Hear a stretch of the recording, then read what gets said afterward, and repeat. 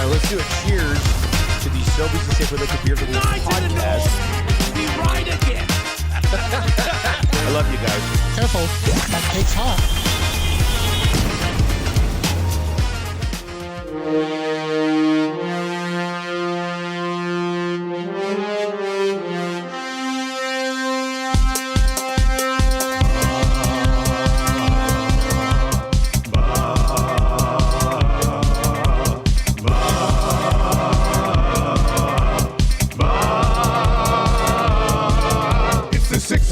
Check-in, come on, let's go. It's the AM Nasty Big Hello. It's not static, AM radio. It's the Coolbet Red Hot Nielson Show. Let's go.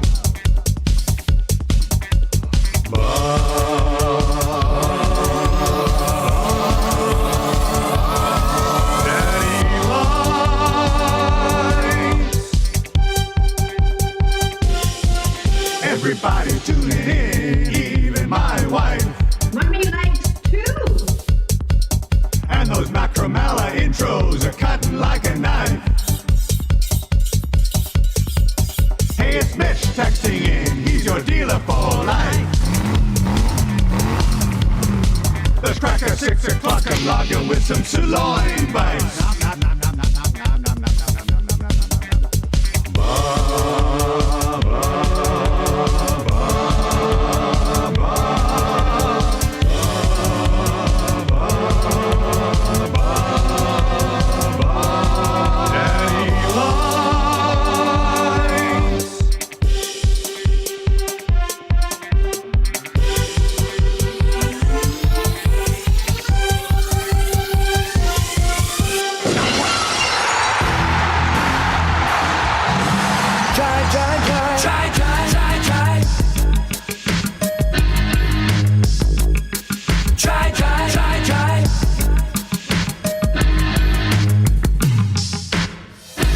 Leon scored a goal tonight.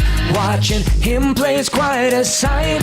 You know this song is tight. Oilers fans, come on. You loved him endlessly since he was drafted number 3. He's a center with a size that was born in Cologne. Try to stop him, you can't do much more. That ain't no lie. You just wanna see him shoot and score. It was try. Gonna make a fool out of you. Probably score a goal and assist on 2.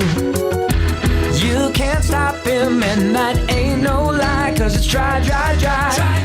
Don't even try to play him rough. Leon is a German, so you know he's tough.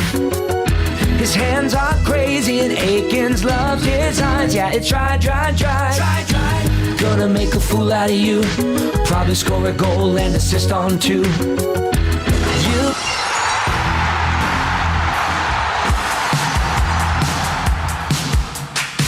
Very impressive. Taking a few years to put all this together.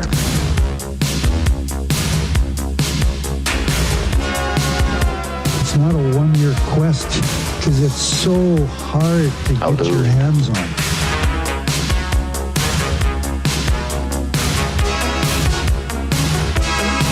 At this stage of my life, I don't invest in green bananas. It's a lifetime quest. Just not sure if I'm going to be around long enough to see them ripen to be yellow.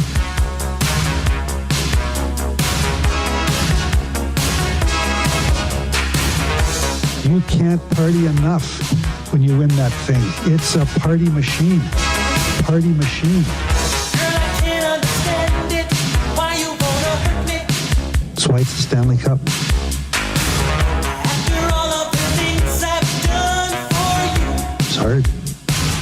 It's hard. I buy you champagne and roses, diamonds on your finger. Still you hang out all night. What am I to do?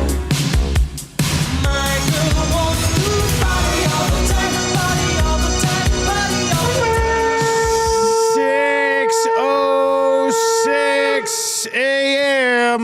and all's well. That's from the Robin Hood movie, like the kids' cartoon movie back in the day. Hey, Val Kilmer had a spot in that too. he probably did. Probably did. I bet I you. still feel like Val Kilmer, and God love him, rest in peace, passing away yesterday after a long battle with throat cancer. I still think he should have been a bigger star than he was. You know, like Kilmer was Batman, he was Iceman. As Doc Holliday, he was the man. Yeah, but he had like 10 minutes as Iceman, right? Like, yeah, but he wasn't like even- legendary stuff. Right, yeah. I feel like Val Kilmer should have had a bigger blow up along the way. Like, and he was very popular for a while. he will always be my Batman. I fell asleep watching The Saint last night with Elizabeth Shue and Val Kilmer. And I don't know, it's probably not like one of Val Kilmer's best, but I loved it.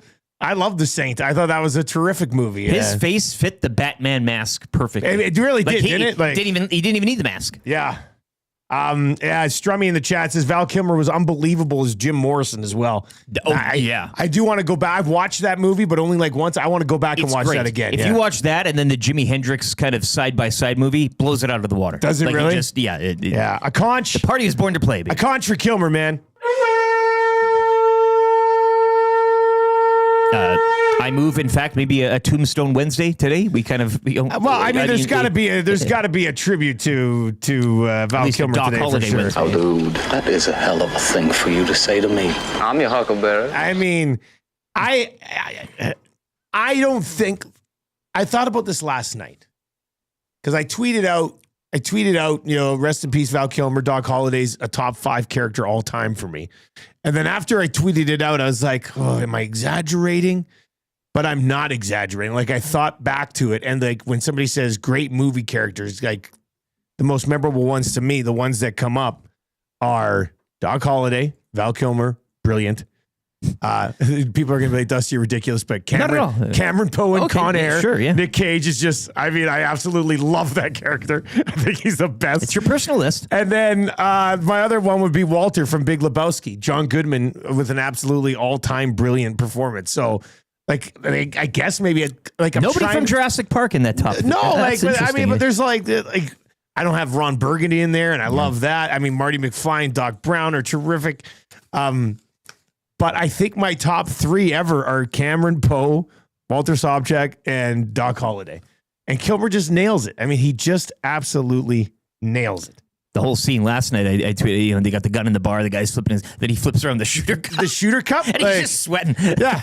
And the Halud crew at the thing had the little shooter cups. Yeah. I took one home. Yeah. I have one at my house now. A great touch. Yeah.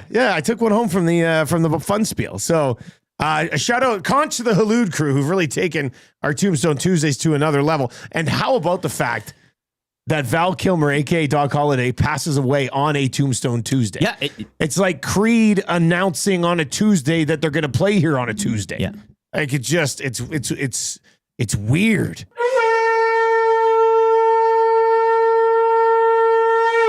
So yeah, I mean, one of my favorite characters of all time. Sad news. Not something that blew you away just because you know he'd been sick for quite some time. But still, that's an absolutely awful one to. You ever see this Top Secret movie too? Everybody saw No, that? but I saw Wyshynski last night. Everybody was on it. We'll have to ask him. Yeah. All-time comedic performance in Top Secret. I'm like, man, I don't even know what that was. Little homework for us, perhaps. We have to kind of get on that. Yeah. 1984. Oh, so that's really young Val Kilmer. That's pretty He also, Top Gun, I think, Kilmer. starred Billy the Kid. There's a 1989 He did film. Billy the Kid too. Yeah. He'd make a good Billy the Kid too. Really? Which one's that? What's that one called? I Miss Billy the Kid. That's the name of the movie? Oh, that's the name of the song. Actually, we like that song. Yeah, 1989, Billy the Kid. All right. Well, I'm going to have to check that out as well. All right. You can hit us up, 780-218-9999. And hey, you're a daisy if you do. VR Montenegro says top secret is comedy gold. I'm going to have to watch. Yeah, Dr. J says if you love Airplane, Top Secret is what one of Top the best Secret's comedies about? there. So, Really? yeah, sure. Okay. I I'll mean, take a dive. I was not aware of it until I saw Wyshynski tweet about it. Be like, his performance in Top Secret was amazing. I was Matt like, Claus was all over it last night, too. Was he? He just kept tweeting out Top Secret, Top Secret. Okay, man, I'm gonna have to. I'm gonna have to check this thing out. All right, 780-218-9999. 780-218-9999. We will get to. We will get to those Tombstone clips on a Wednesday.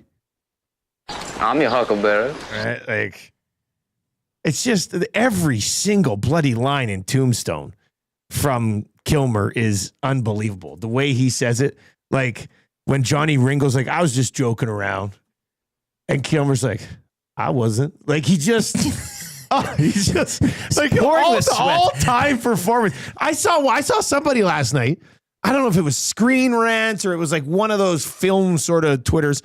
Somebody last night put out like a Kilmer, like 10 different characters of his, and Holiday wasn't one of them. And I was like, wait a second here. Like, what? I mean, I know he's had some other good movies, but there's no way Doc Holliday's not a top 10 all-time Kilmer character. Like, and you're right about Batman.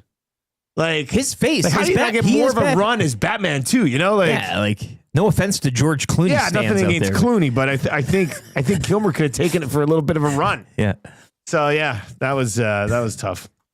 All right, let's keep the text messages rolling in. Paris Jewelers inbox 780-218-9999 780-218-9999. Hammer a thumbs up for us today. You know what we should do today? Throw this up. Yeah. That's a good. There's our Doc. Just Doc today. Yeah. Just Doc, a little tribute to Doc Holliday there. Put it right there. There we go. All right, keep those text messages rolling in. The Nielson Show, as always, brought to you by South Fort Chevrolet. Drive a little, save a lot at South Fort Chev, www.southfortchev.com. Buy now and save 0% financing OAC up to 72 months, or save $8,000 on 2025 Silverado 1500s. So now is the time to get these things. Also, if you slide on down to South Fort, tell them that EST sent you. They'll give you an on-rim tire change for $59.95 plus tax. Also giving away a big discount on inspections when you get your tires changed right now. So lots going on at South Fort Chev. 0% financing OAC up to 72 months, or $8,000 off of 2025 Silverado 1500s right now.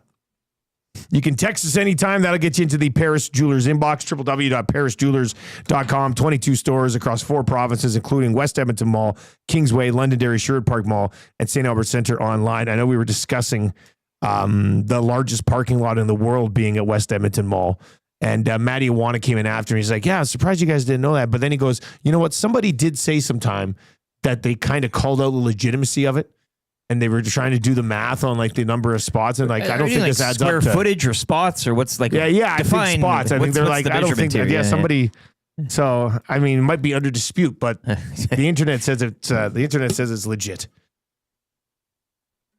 And one of your text messages will win text of the day today. Macramalla intros already flying in. There's a lot of them. EST legal analyst and guy who changed his legal name to match his very first email address. Big Sexy Daddy Mac 69.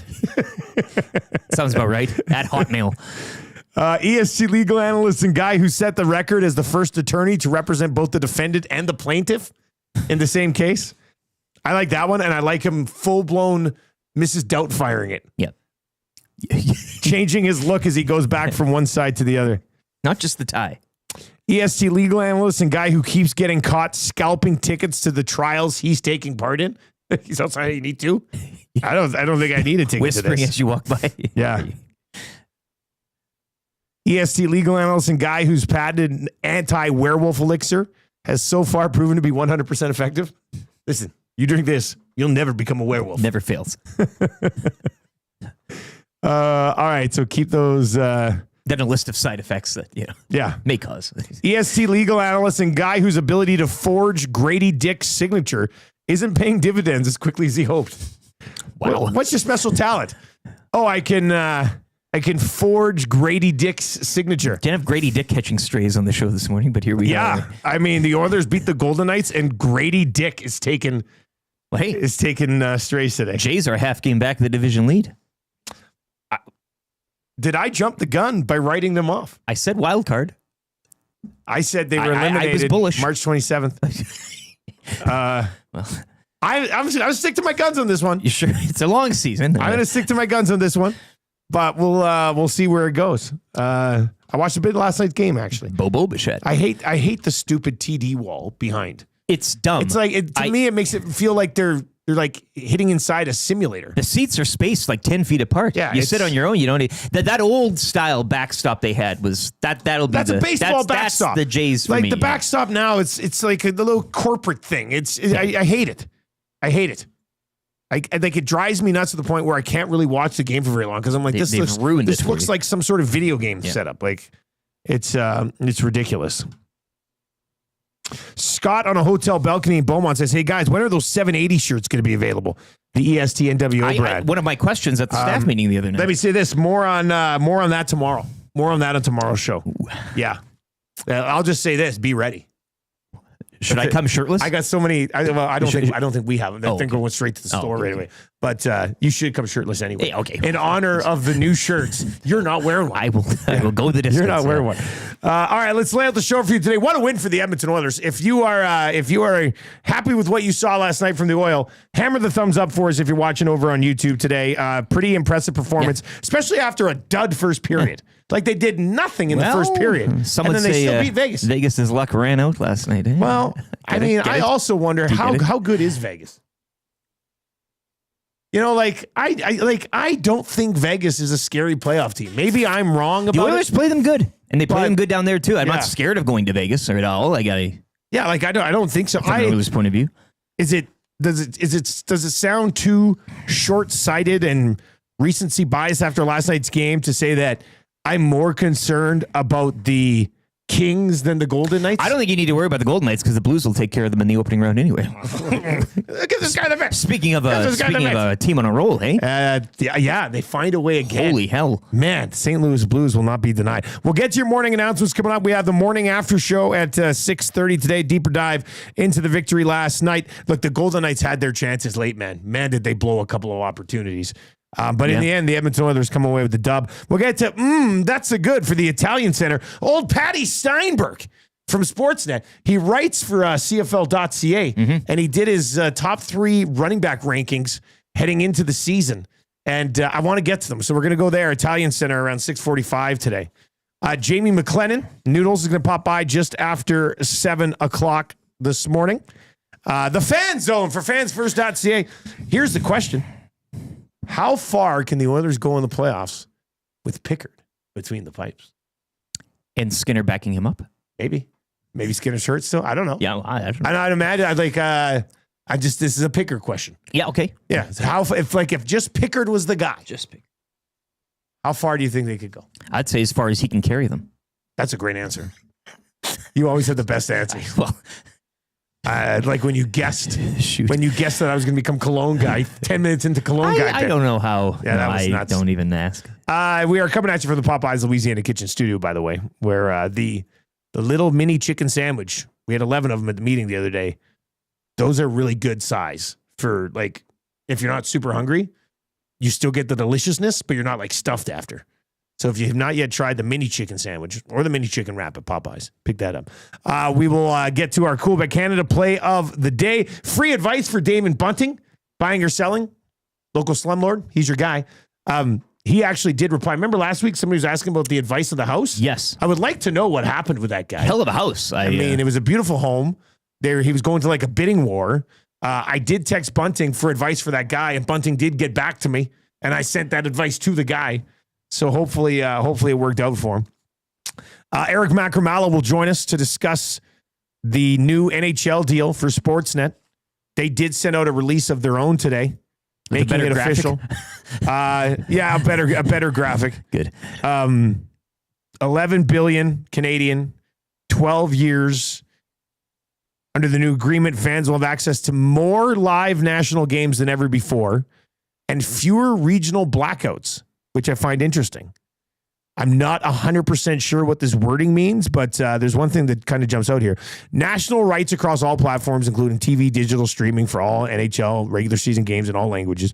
National rights to all playoff games, Stanley Cup final special events, and tentpole events in all languages. Exclusive category sponsor for NHL and NHL tentpole events held in Canada.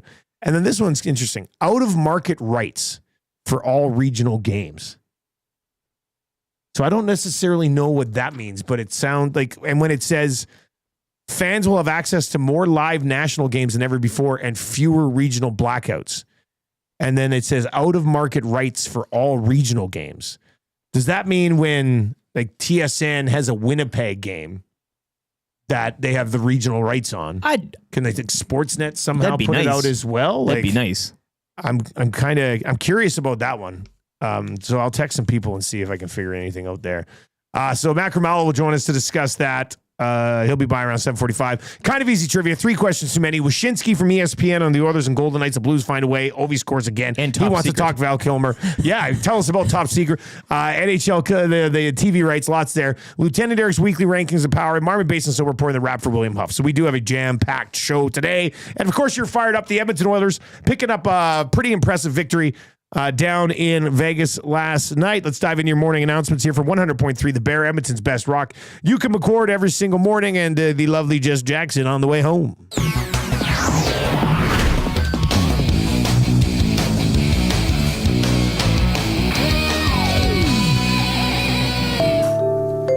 All right, Trev, your thoughts on the win last night, going down. Nice start to this road trip. Now you're looking at the road trip going, man, if it's not 3-1, it's a disappointment. Right, because they already got a pretty nice dub. Yeah, 2-2. You still could kind of suck up, but maybe there's more cooking here. YouTube, Trev, what did you think of your mighty Oilers picking up the win in Vegas last night, buddy? I was happy. Yeah, I was happy. You had to be. You had to be a happy boy. Yeah, it was good. It kind of reminded me of a little bit of how they were playing, and when they went on that real good heater in November, December. They'd kind of start very slow. The second period, they'd bring it on, and then the third period, they'd kind of just hold on. They'd bend, didn't break. So, yeah, I liked it. Yeah, I mean, Leon stays hot. The team played pretty good against the Pacific leading Vegas Golden Knights. So you go in there. The Oilers have had some success, and then they haven't. So that's a tough barn to play in. So the fact that you go in there without your big guys, you get 2 points. Like, you got to be happy. Like, that's huge to start off the road trip. That's awesome. So yeah, I'm very happy about it. Pretty impressive victory last night. Elsewhere around the National Hockey League last night, as we dive into your morning announcements, Alexander Ovechkin with another one. He's now just 4 away from breaking the record. He's got 8 games to do it. Power play marker last night. It was in the first period. I was like, man, does he get another one here at some point in that game? But he didn't. But he's got some pretty cupcake games coming up. 4 goals in 8 games. He's going to get this. Yeah, I think they got back-to-back with Columbus. He's got back-to-back with Columbus. He's got the Islanders. He's got the Penguins. Could be the mathematical time, but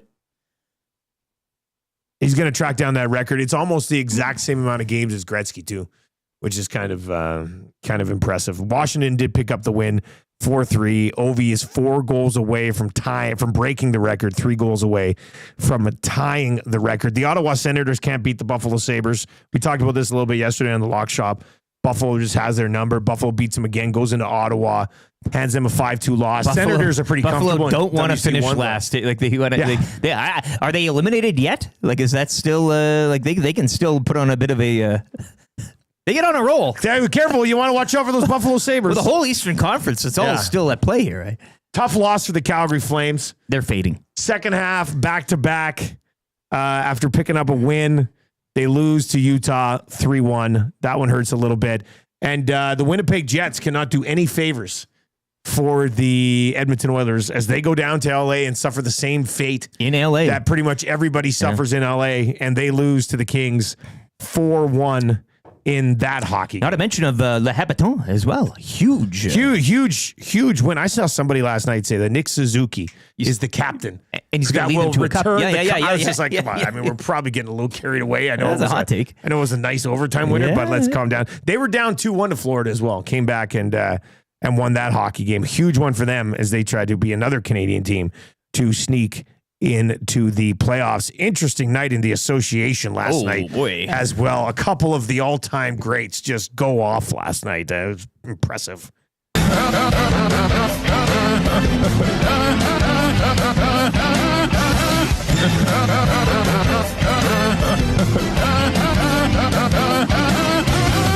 So Steph Curry, 52 points last night. The Warriors hang 134 on the Grizz. Memphis has lost 4 in a row. But Steph Curry goes off for 52 points. You're like, amazing night. I'm glad I didn't hop on Twitter and be like, Steph with 52. You're never going to see anything like that again. He had the night. It was all him last night. It's Hey, Steph's night, 52 points. Oh, Memphis, my God. call it a night. Put That's the pin in it. Don't worry about any other game. And then the Timberwolves and the Nuggets, what do they say? They say, hold my beer. Right? That's what they said. An all-timer. Goes to double overtime, so take that into account here. It was a double overtime game. But Jokic, 61 points in a loss. They lost. And you see how they lost? Yeah. On a fouled three-pointer, and then they went to the line with like no time on the clock and won the game. 1 second left? Yeah, 0.1 second left, three-point attempt, doesn't hit it, gets the foul, goes to the line, wins the game. Nuggets lose. Jokic, 61 points, 10 assists, 10 rebounds in a double overtime game. It is the third 60-point triple-double in NBA history. Does anybody, you guys want to take a guess at the other two? Modern day guys who are still playing in league. No. It's not LeBron, so don't worry. I'm not trying to trick you into Corey a LeBron Maggette. question. Maggette? And no, it wasn't Corey Maggette. Russ. Was it No, it was Westbrook? not Russell Westbrook. And he was a triple-double machine for a long time. What? One was Luka Doncic. He hit 60 points. And the other one, it was James Harden.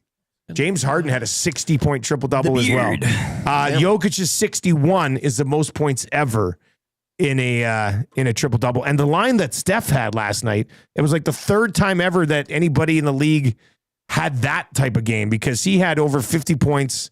And then I think he had like 5 steals. It was like a 50-10, 5-5 game or something, which not many other guys have had. So Jokic and Steph both putting on an absolute show in the association last night. If you look at the standings right now in this wicked, wicked Western Conference, if the playoffs were to start today, LeBron and Luka and the Lakers against Jimmy Butler, Steph Curry, and the Golden State Warriors in the first round, which is, it's kind of trending that way unless the Lakers can track down the Nugs. Clippers, the Grizzlies aren't playing well. T-Wolves are playing okay. Clippers in 8th. Yeah. And they've been playing good basketball. Yeah, like they're only, 3.5 back of 3rd? Not to say that Nuggets and Lakers will fall, but 3.5 back. It's tight all the way down to 8th. So yeah, Western Conference playoffs and the association are going to be absolutely amazing. And then the NFL yesterday, so they voted 16-16 on the tush push of making the tush push illegal. It was an even split. So they're going to overtime, and each side gets the ball now. And they all get tush pushes. Yeah. But they need 8 more votes. Like you got to have, I guess, 3/4 of the vote to make the tush push illegal. So right now, half the league thinks the tush push should be illegal. The other half is not there just yet, but they need half of that other half to actually push this thing forward the next time they vote. Do you think it should be illegal? The pushing of the tush? Well, if you look who's voted for it, it's the teams that don't have the personnel to execute the tush. But whatever. I don't think it should be illegal. Like, it's a football play. Are they? You're not doing anything wrong. Are they trying to ban a football play just because some teams are really good at it? That's pretty much what it is. If you look at who voted where and where the votes go, I'm more concerned about doing it with the chain gang. That's going to be the secondary now. And they're going to use lasers to chart first downs and everything. All computers. That's how all is. AI overlords. Yeah. That's what that is. Taking away jobs. All right, 780-218-9999, 780-218-9999. We will get to more of your text messages as we work our way through the show today. Troll says, all those cool stats still can't make basketball watchable. Nah, man, I watch a lot of hoops. I like it. I know I'm a rare Canadian bird, but I like watching the NBA. It's a lot of fun. Different game. High scoring, though. Everybody wants more scoring, right? That's what everybody wants in every sport. High scoring. And it has worked. You got it. It has worked in the association. That is for sure. All right. On the way next, morning after show, we will dive in to the Oilers win over the Golden Knights. The big moment that happened, the super stat of the night, all that fun stuff coming up. And that's a good for the Italian Center. Also locked and loaded before 7 o'clock as well. Right now, let's get to a sports update with Lieutenant Eric for the Edmonton Sports Talk Bids for Kids event presented by GS Construction in support of Kids Sport Edmonton. He's got more details on that after the update.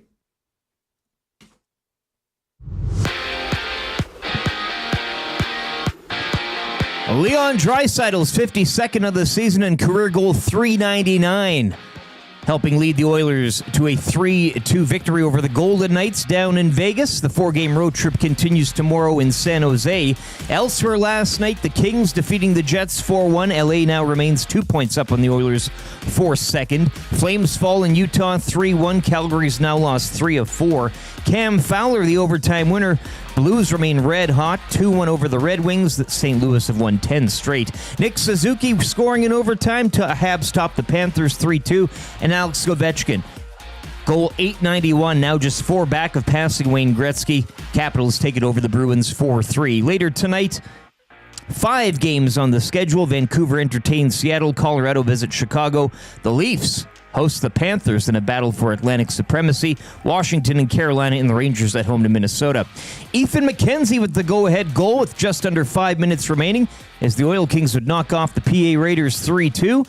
Game 4 of that opening round series goes tonight back at Rogers Place. Puck drop at 7 with the Oil Kings holding a 2-1 series lead.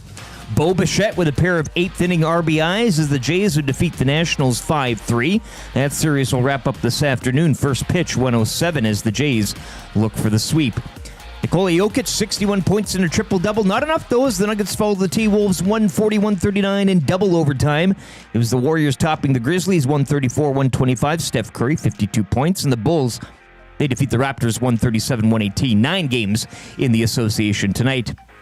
And down to Moose Jaw for the World Men's Curling Championships. Canada's Brad Jacobs improving to 5-1 last night with a 4-2 victory over Italy. The Jacobs rink will take on Norway this morning at 9 and Czechia this evening at 7. Join Dustin Nielsen, Reed Wilkins, Trey and Terrell Ford, and other special guests Tuesday, April 8th at the Bell in Scona for Edmonton Sports Talk Bids for Kids, presented by GS Construction. A live on-location show featuring a delicious appetizer buffet, silent auction, 50/50, and more. Tickets are limited. Find them today at www.kidsportbidsforkids.com.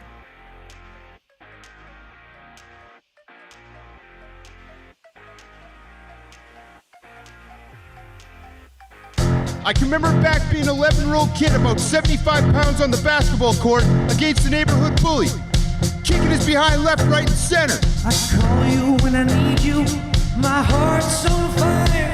When it was all said and done, he was a little upset, so he punched me in the mouth. You come to me, wild and wild. My uncles were over on the side, observing, talking amongst themselves, adult things. When you come to me, give me a... When he punched me in my mouth, I decided I'm running to my uncle. And you know what he did? He pushed me back to him. I went back and he punched me in my mouth again. I ran to my uncle, looking for protection. Needed Big Brother to protect me. He pushed me back again. And you know what I did? I faced him in the eyes and I said, my uncle's not going to help me. And I punched him in the face. Then I looked him in the eye and I said, then what? Now what? Now what? Now what are you going to do? You're simply the best. Better than all the rest. Better than anyone. Anyone I ever met.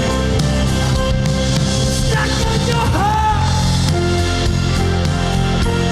I hang on every word you say.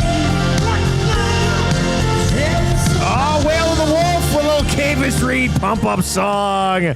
How about that? 780-218-9999. 780-218-9999 is where you can get in. I see some people talking about David Tomaszek. Is apparently the Czech forward who's going to be able to play for the Edmonton Oilers next season. Is this what I'm saying? Well, yeah, it's making the rounds on the X. You have eyes on the player. The hey? first thing I thought of was like, that's not the dude that I saw in the Spengler like 5 years ago or however long ago it was. I mean, at no point watching him in the Spengler did I ever think, oh, this dude could play in the National Hockey League. Let alone on a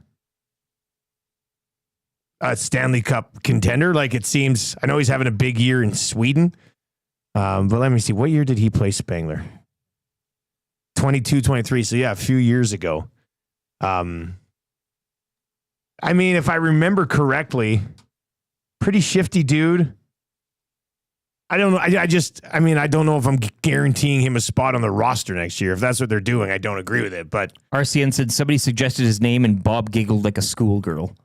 Yeah. So I'm like, those are your pins and strings. To me, at the Spengler 3 years ago, he was just kind of another guy on the team, like one of their top 5 or 6 players. But you need those guys. At no point was I like, oh my God, an NHL team needs to sign this guy up. And now he's almost 30. So I don't know. I mean, I think they call him diamonds in the rough. Good player overseas. I'm not necessarily sure you guarantee him a spot on your roster for next year. But whatever. Let's get into the morning after show right now. That's the most pressing issue of business as they get by. We'll have time. We have a summer. I mean, however long or short it might be to discuss. Yeah, Euros coming over and occupying. I mean, good agent, I guess. If he actually has got a guaranteed spot in the Edmonton Oilers next year, that's some mighty fine work. I mean, there's one thing with coming to camp, but if it's like, oh yeah, I'm coming over because I got a roster spot. No. Could he shoot a puck past the goalie? Something that Janmark has not yet done this year. Yeah, I mean, I guess there's that option, but the guy's almost 30 years old. All right, last night, Edmonton Oilers, Golden Knights. It did not start well. I thought their first period was pathetic. I was like, can this team get going? Because the first period was downright. I mean, that was a bad period. But you come out of it, was just a boring down a period. goal. Yeah, I know you're only down one. And that's kind of one of my big moments is coming out of that period as well, just down one. Nicholas Waugh with the goal, his 12th of the year. Dorofeyev with the assist. And Vegas was up 1-0. They shot the Oilers 10-4. The Oilers, I mean, they only had one shot for the longest time in the first period. And then in the second period, Wallman comes out with an absolute rocket that Skinner should have stopped. I mean, Hill should have stopped and went right through him. Wicked hard shot, though, but I mean, he didn't pick the bloody corner. Wallman bomb. First one with the Oil. I mean, they did talk about a shot coming in. Just it wasn't play the rocket, Mandelbaum don't get me wrong. Clip for Wallman bomb. World's greatest. Podkolzin with a nice little play at the blue line to toss it over to him. Then Wallman makes no mistake, ripping it home 19 seconds in. And I think that jump sort of got them going the rest of the way in the period. Draisaitl and just a sick feed from the Nuge, his 52nd, puts them up 2-1. And then Arvidsson shortly after 3-1. And Arthur says, guys, I listened to the game on Chet, and Stoff was more than adamant that Arvidsson goal would be disallowed. He was gobsmacked when it was good. It was actually pretty funny. He's doing the reverse psychology thing. Yeah, maybe that's what it was. Like, because the Oilers never get these calls. Yeah, they finally going. But I mean, the first time you saw the replay on it, you're like, actually, I could see a case where this does still count. You know, kind of like it was almost like Arvidsson got to that puck with his stick underneath. Yes. Underneath the goal. Like, didn't impede him, but like snuck his stick in quickly to get underneath Hill to knock it home. If the scripts were flipped, would we be saying, oh, yeah, it's a good goal? If that was Pickard lying down there and it was, you know what I'm saying? Because I think it would have been by the letter of the law. They jammed under the goalie. Yeah, but you could see the puck had been loose. Absolutely. Yeah. I thought that, like, and I'm usually, I mean, it's I'm fine. Not overly biased here, but I do think that was a good goal. Yeah. And it stood up. Dorofeyev would score again. His 32nd of the year. Hell of a season. But let's get into it here in the morning after show. I guess I didn't even play the song, did I? And it was a good morning after show song. What are we doing here?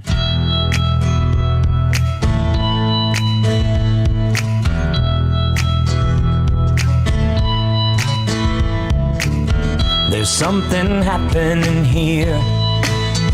The Oilers look a lot better this year. Another win, put 2 points on the board. Telling me your faith is restored. I think it's time you stop. Listen, here we go. Wake up with the morning after show.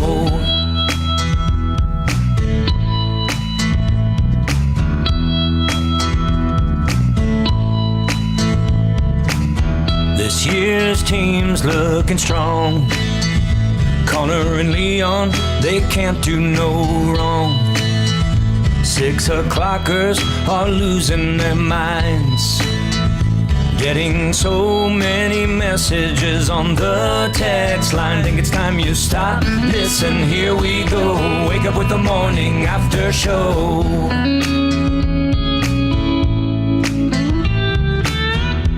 All right, buddy. ESC big moment that happened last night. Well, as I said, coming out of the first down by goal, I think, given how the night went, was big. 2 late Dorofeyev misses, though. He had the open net. And that bounce rebound was coming at him hot. Like, not easy to control, but still, you got the open net there. And the way he's scoring this season, you would have figured. And then, I don't know how many minutes later, but I think, 5 left in the game or something along those lines. Pickard came out and made a hell of a save off him point blank. Extremely challenged, challenged him big time. And Fergie's prostate mentioned that in the nasty chat as well. Good to see Pickard kind of being aggressive in that moment and going out and saying, no, not today. So 2 late Dorofeyev chances, both the yawning goal and in that Pickard stop, I'll say, obviously late in the game, big moments.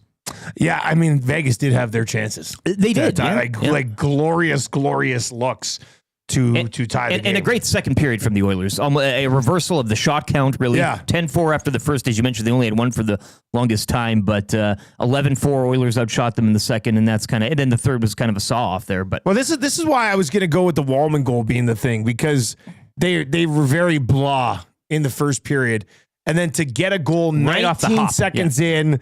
It's a goal where you're going and you're scooping up the puck for your guy because it's his first with the team. Yeah. And they just played better after that. Like, if Wallman doesn't bury that, can Vegas kind of get the Oilers into a lull again? It seemed like that goal kind of got going. Getting his first, too, of all the players. Yeah, that's the thing. Like, a good vibe goal got everybody going. So I'm going to go with the Wallman goal as the biggest moment in that hockey game. Kind of gave the Oilers some life that they managed to actually build on in the second period. Super stat of the night. What jumps off the page for you, buddy? It's a treat bag. Wallman's first as an Oiler, obviously. We'll celebrate that. Bouchard, 2 assists. He's now got 60 points on the campaign. Draisaitl, we liked him having the 2 for the 400 last night. He got 1, 399, 52 on the season with his uncle in attendance, which I thought that's all the uncle pretty story cool there. Yeah. And but I'll go with 909. 909. 909. 909. 9. Hey, if the Oilers can get a 909, do they win the cup? Who knows? But it was nice to see. A low volume 909, but a 909 nonetheless. I think in his last 5 starts, I saw this last night on X as well. This is why I still like X. I know a lot of people are off on Twitter and all that stuff, but it's such a great prep tool for what we do. Yeah. I love it. I stay for the pornography. I'm not interested in this ad. Yeah, like that type of You thing. can do anything. Anybody can make an ad now. Yeah, I think so. Hello, good morning. That's I would an start ad. putting out ads about LeBron is the GOAT and just hammer it on people's feeds. That'd be something nice. Yeah, I mean, the 909 is big. They also, I know we don't put anything into hits and everything, but since it was on the road, they out-hit him 30-12. So that's like a 3-1. Talking about the physicality of this team, I thought that was kind of surprised me a little bit on an away rink. And they held him too. Draisaitl hitting 52, so super. Yeah, Vegas had one chance on the power play, 0-for-1, and the Oilers connecting with their 1 of 4, 25%. So special teams battle, I guess, too. What's Draisaitl? He's got 10 more goals than Nylander. So if you look at where he basically has a 20% cushion on anybody else in the league for goals this year, which is bloody insane. It's also insane that Ovechkin at this stage of his career has the second highest goals per game in the league this year. Like, that guy's tracking down Gretzky's record and did it while he missed time with a broken bloody leg in season. Draisaitl 52, Nylander 42. You got Tage Thompson 39, and then 4 players at 38, including Ovi. Yeah. And so Ovi, how many games did Ovi play? Well, that's just it, too. I mean, it's probably the least out of those. Draisaitl and Ovechkin, just ridiculous goal scorers. Draisaitl last night played over 23 minutes, had just the 2 shots on goal, but did, of course, bury on a really nice feed from Ryan Nugent-Hopkins. The 3 stars of the game last night in this battle between Edmonton and Vegas. And what a great night for Oilers fans. Many of them would have been down there at that game. Their team only ended up having 20 shots on goal, but they come away with the win against Vegas. The 3 stars of last night's game, Dorofeyev was the first star, a goal and assist, but I ain't having that. I mean, you're not happy with he had the miss. Dorofeyev, Wallman, and Arvidsson. Come on. Okay. It's Pickard for me. Yeah, I would agree with that. Tight game. I mean, again, as I mentioned, he made that 1 save off the first star late to preserve it. So, yeah, I'll go with Calvin Pickard, especially at a time when, again, that position is rather thin. 38th star of the game last night. Let's take a little bit of a look here at the Golden Knights last night. Wow, you know what's interesting? We had talked a lot about Draisaitl and Eichel going into this game. Eichel finishes -2. Only played 17 minutes. Couple of shots, couple of giveaways. I mean, if you're looking at expectations, he lost the battle. Coming into this game, Eichel lost that battle last night. So, I mean, they're like their top guys did. I mean, Eichel -2, Stone -2, Barbashev, that top line was -2, Theodore was -2 last night. Aiden Hill was just meh, I thought, last night. But I'll go with Jack Eichel, considering we were talking about him as being like maybe like 5th in the Hart Trophy voting. For him to go -2, do nothing across the board, couple of giveaways, not what they needed from their big gun last night. Your thoughts on this game? 780-218-9999, 780-218-9999. And I got to ask you, like, how much stock are you putting into the win last night? Well, it's the top team in the division. See, season split now of the 4 games. Yeah, didn't run him out of the barn, but you found a way to win. Yeah, and they're a little vulnerable right now, given the fact that they have some guys missing.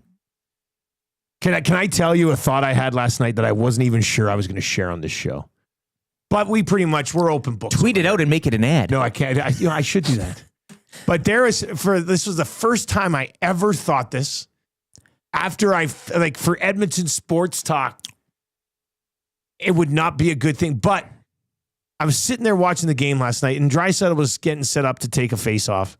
And it was in the second period, and he was playing well, and Draisaitl was setting up to take a face-off. And I thought for just a moment, I was like if McDavid's not around, Draisaitl can run that ship. You know, I think usually you never, ever think about that, but I'm watching it and I'm like, man, Leon could carry this team to some pretty good places if they put the right pieces around. I've always had a fantasy of what a team led by Draisaitl. Yeah, I know, but I had that moment. I was like, stop it. It's verboten to think of. McDavid's not going anywhere. No, that's not what we're saying. You don't want him to go. Like, you want these two guys here for the next decade. Sure. For the sake of the bloody city and what we're doing here and all sports coverage.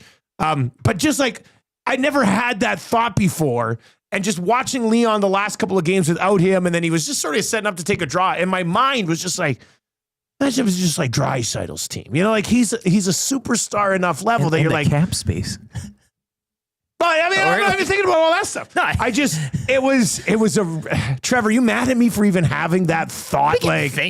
No, yeah, I think that every now and then. That's it's just like you want Connor, and Connor should be here forever. Not and a problem. He drives everything. Yeah. But like Leon's good enough to kind of do it on his own too. You know, you're just any other franchise he would be. That's why it's so ridiculous that they have both of these guys. Yeah, no, this season's really showing that too. Because I've thought that, like, what would Draisaitl be like on his own team? He'd probably be a captain for every other, you know. And so I've like just the biggest man on campus. Yeah, absolutely. Like maybe that you've ever seen. Like if it was just his group. And then this season with McDavid being out and just you're seeing his play, he's elevated his play several times. Every single time McDavid's been out. So I've thought that quite a bit actually. But it's we're not saying anything. No. Like Connor's gonna sign. There's no way Connor doesn't sign here. I'd be all time shocked. It's basically a done deal. Like, but I was just the first time ever in like a decade. I was watching it last night. I was just like, man, I think Leon could just do this by himself. You know, like he's just. And then the identity of that team with him, you know, as the top dog. Yeah, it's just like, how does it? Yeah. I mean, I apologize. I felt dirty. Even when I had the thought, I was like, oh, you idiot. Even like that little other devil popped up in your shoulder. Like, stop that. Stop that. But it was just, quick little thought that sort of popped into my melon last night. And then you thought of the trade package that you could get. No, I didn't think about that. Okay. I mean, but if you really love Draisaitl on that spot, could you imagine? But we're not even going there. All right. Keep the text messages coming in. 780-218-9999.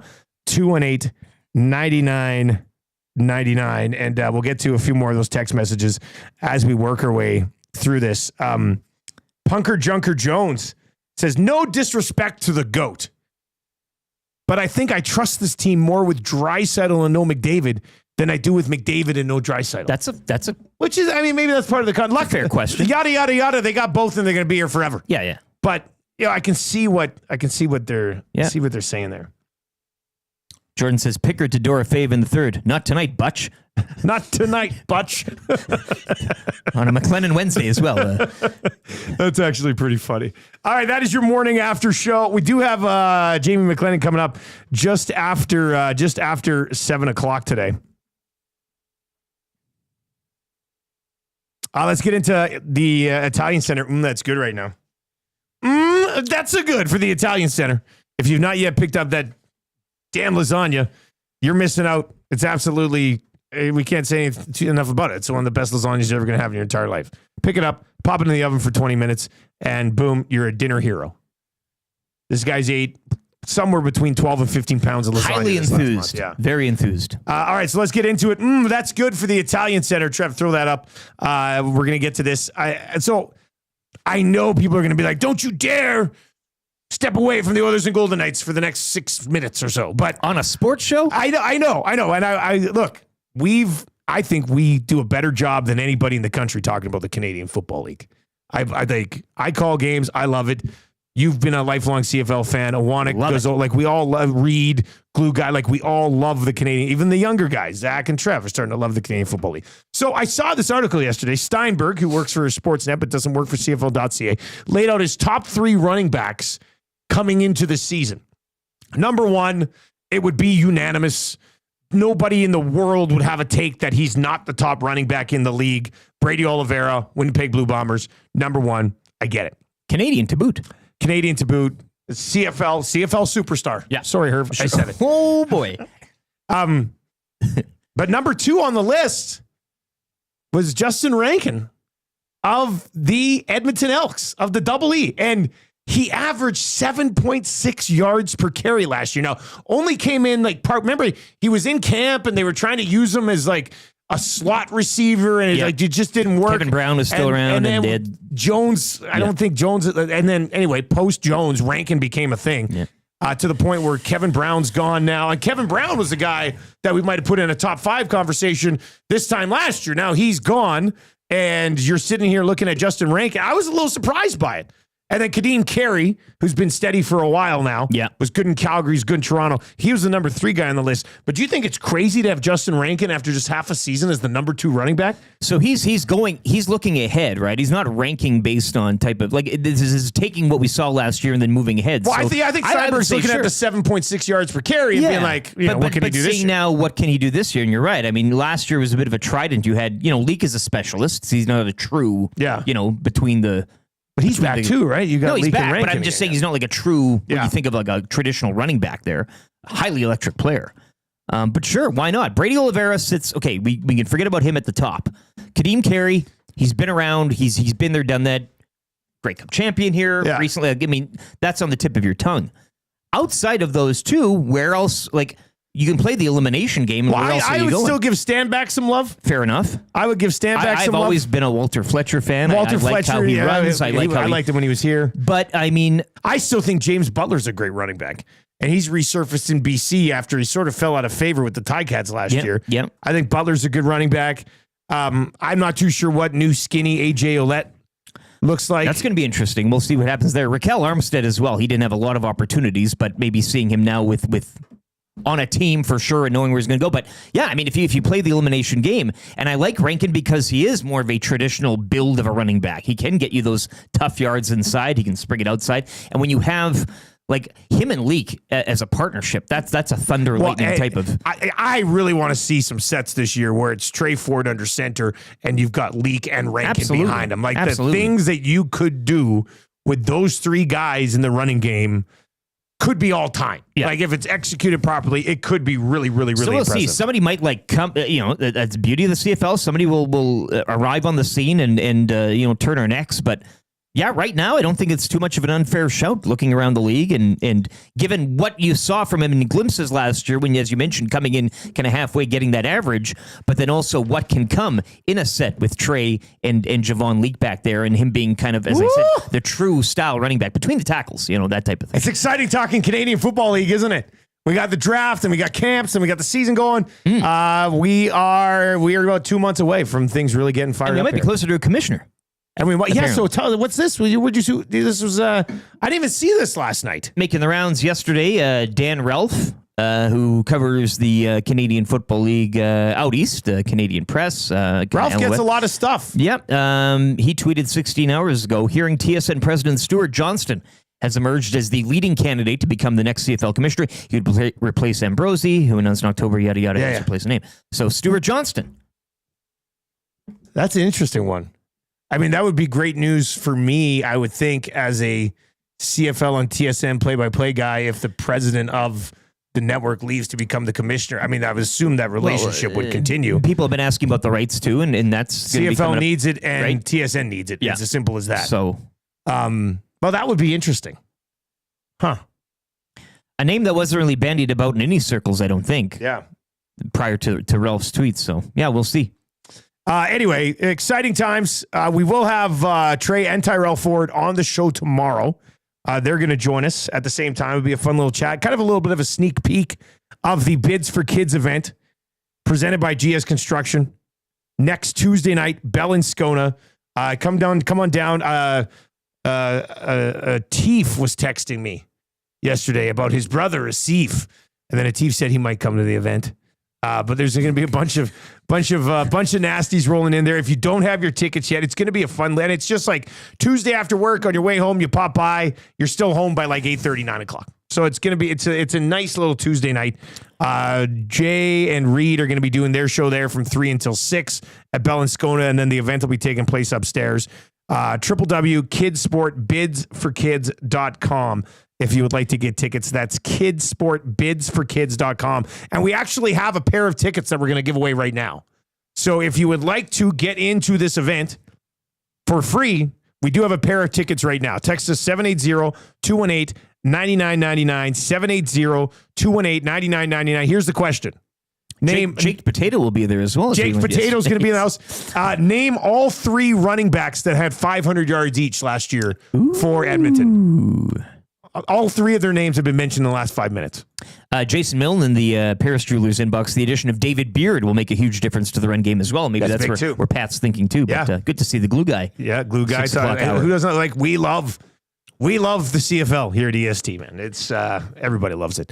All right, so give us the 3 running backs that had 500 yards each last season for the Double E, and one of you will win tickets to join us at the Kids Sport Bids for Kids event next week. We will have tickets to give away tomorrow and Friday, and the Reed Wilkins Show will have tickets today, tomorrow, and Friday as well. So if you'd like to get in the mix for those tickets to a really fun event, name the 3 running backs Edmonton had last year that each had 500 yards, 780-218-9999. Bone says this might be a Teef's way to get in because it costs money and he doesn't buy memberships.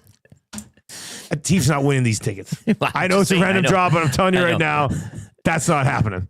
Eric will pick one of you, and you will win tickets to join us at the event next Tuesday. It's going to be a really fun time. I'm looking forward to it. All right, if you're watching over on YouTube today, the Edmonton Oilers, they're winners. Simple as that. And you can be a winner too by subscribing to the channel. I think I looked last night. We're like 4 or 5 subs away from 11.5. We're 1 sub away. Oh, come on. Oh, boy. YouTube Trevor right now says we're 1 sub away from that little number changing from 11.4 to 11.5. So hammer the thumbs up for us and sub to the channel if you haven't already. Changing 100. Give it to us, Trev. Changing 100. Let's change 200 before 7:30. Hammer the thumbs up if you're watching over there. And look at Trev just put up that subscribe graphic. That was cool. So subscribe to somebody's got to do it right now. There's like 30% of you are never subscribed. So just subscribe. That would be great. It's free, Atif. Can you imagine if he's not subscribed? I can. That's it. He's done. Look, I don't care if it's a fat Teef, wager on a that. Seef, a Weef, whatever. You're out. A queef. Jamie McLennan is on the way next. We'll get his thoughts on the Oilers and the Golden Knights. Draisaitl, obviously. Ovi is close. Heartbreaker for the Flames last night. And then that'll transition right into the fan zone. And we'll get to your comments on how far could the Oilers go if it's just Pickard between the pipes. Hey, what say you? 780-218-9999. More on that. Let's get to a sports update right now with LT for the fine folks at Nisku Glass.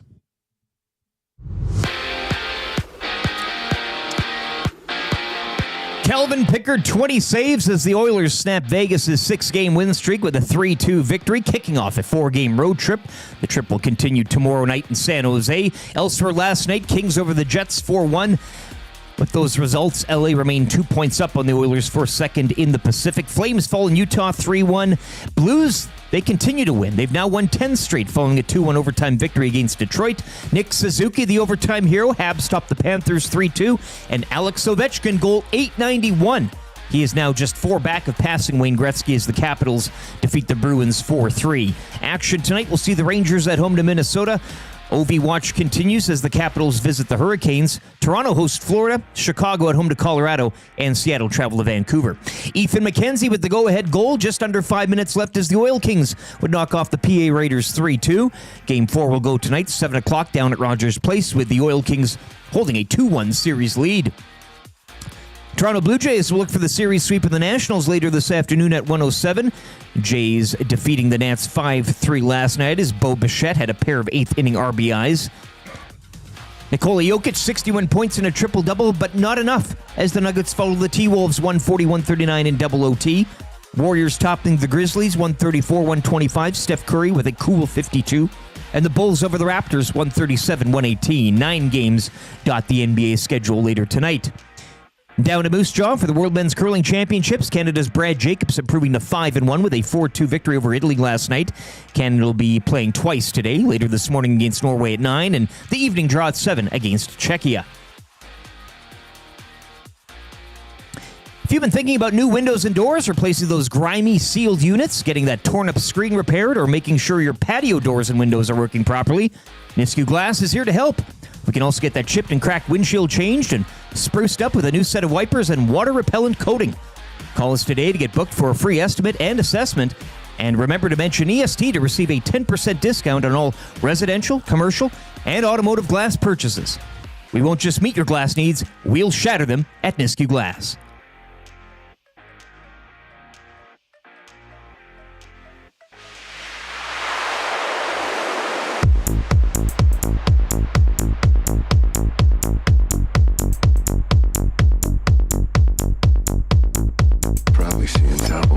I have 2 guns, 1 for each of you.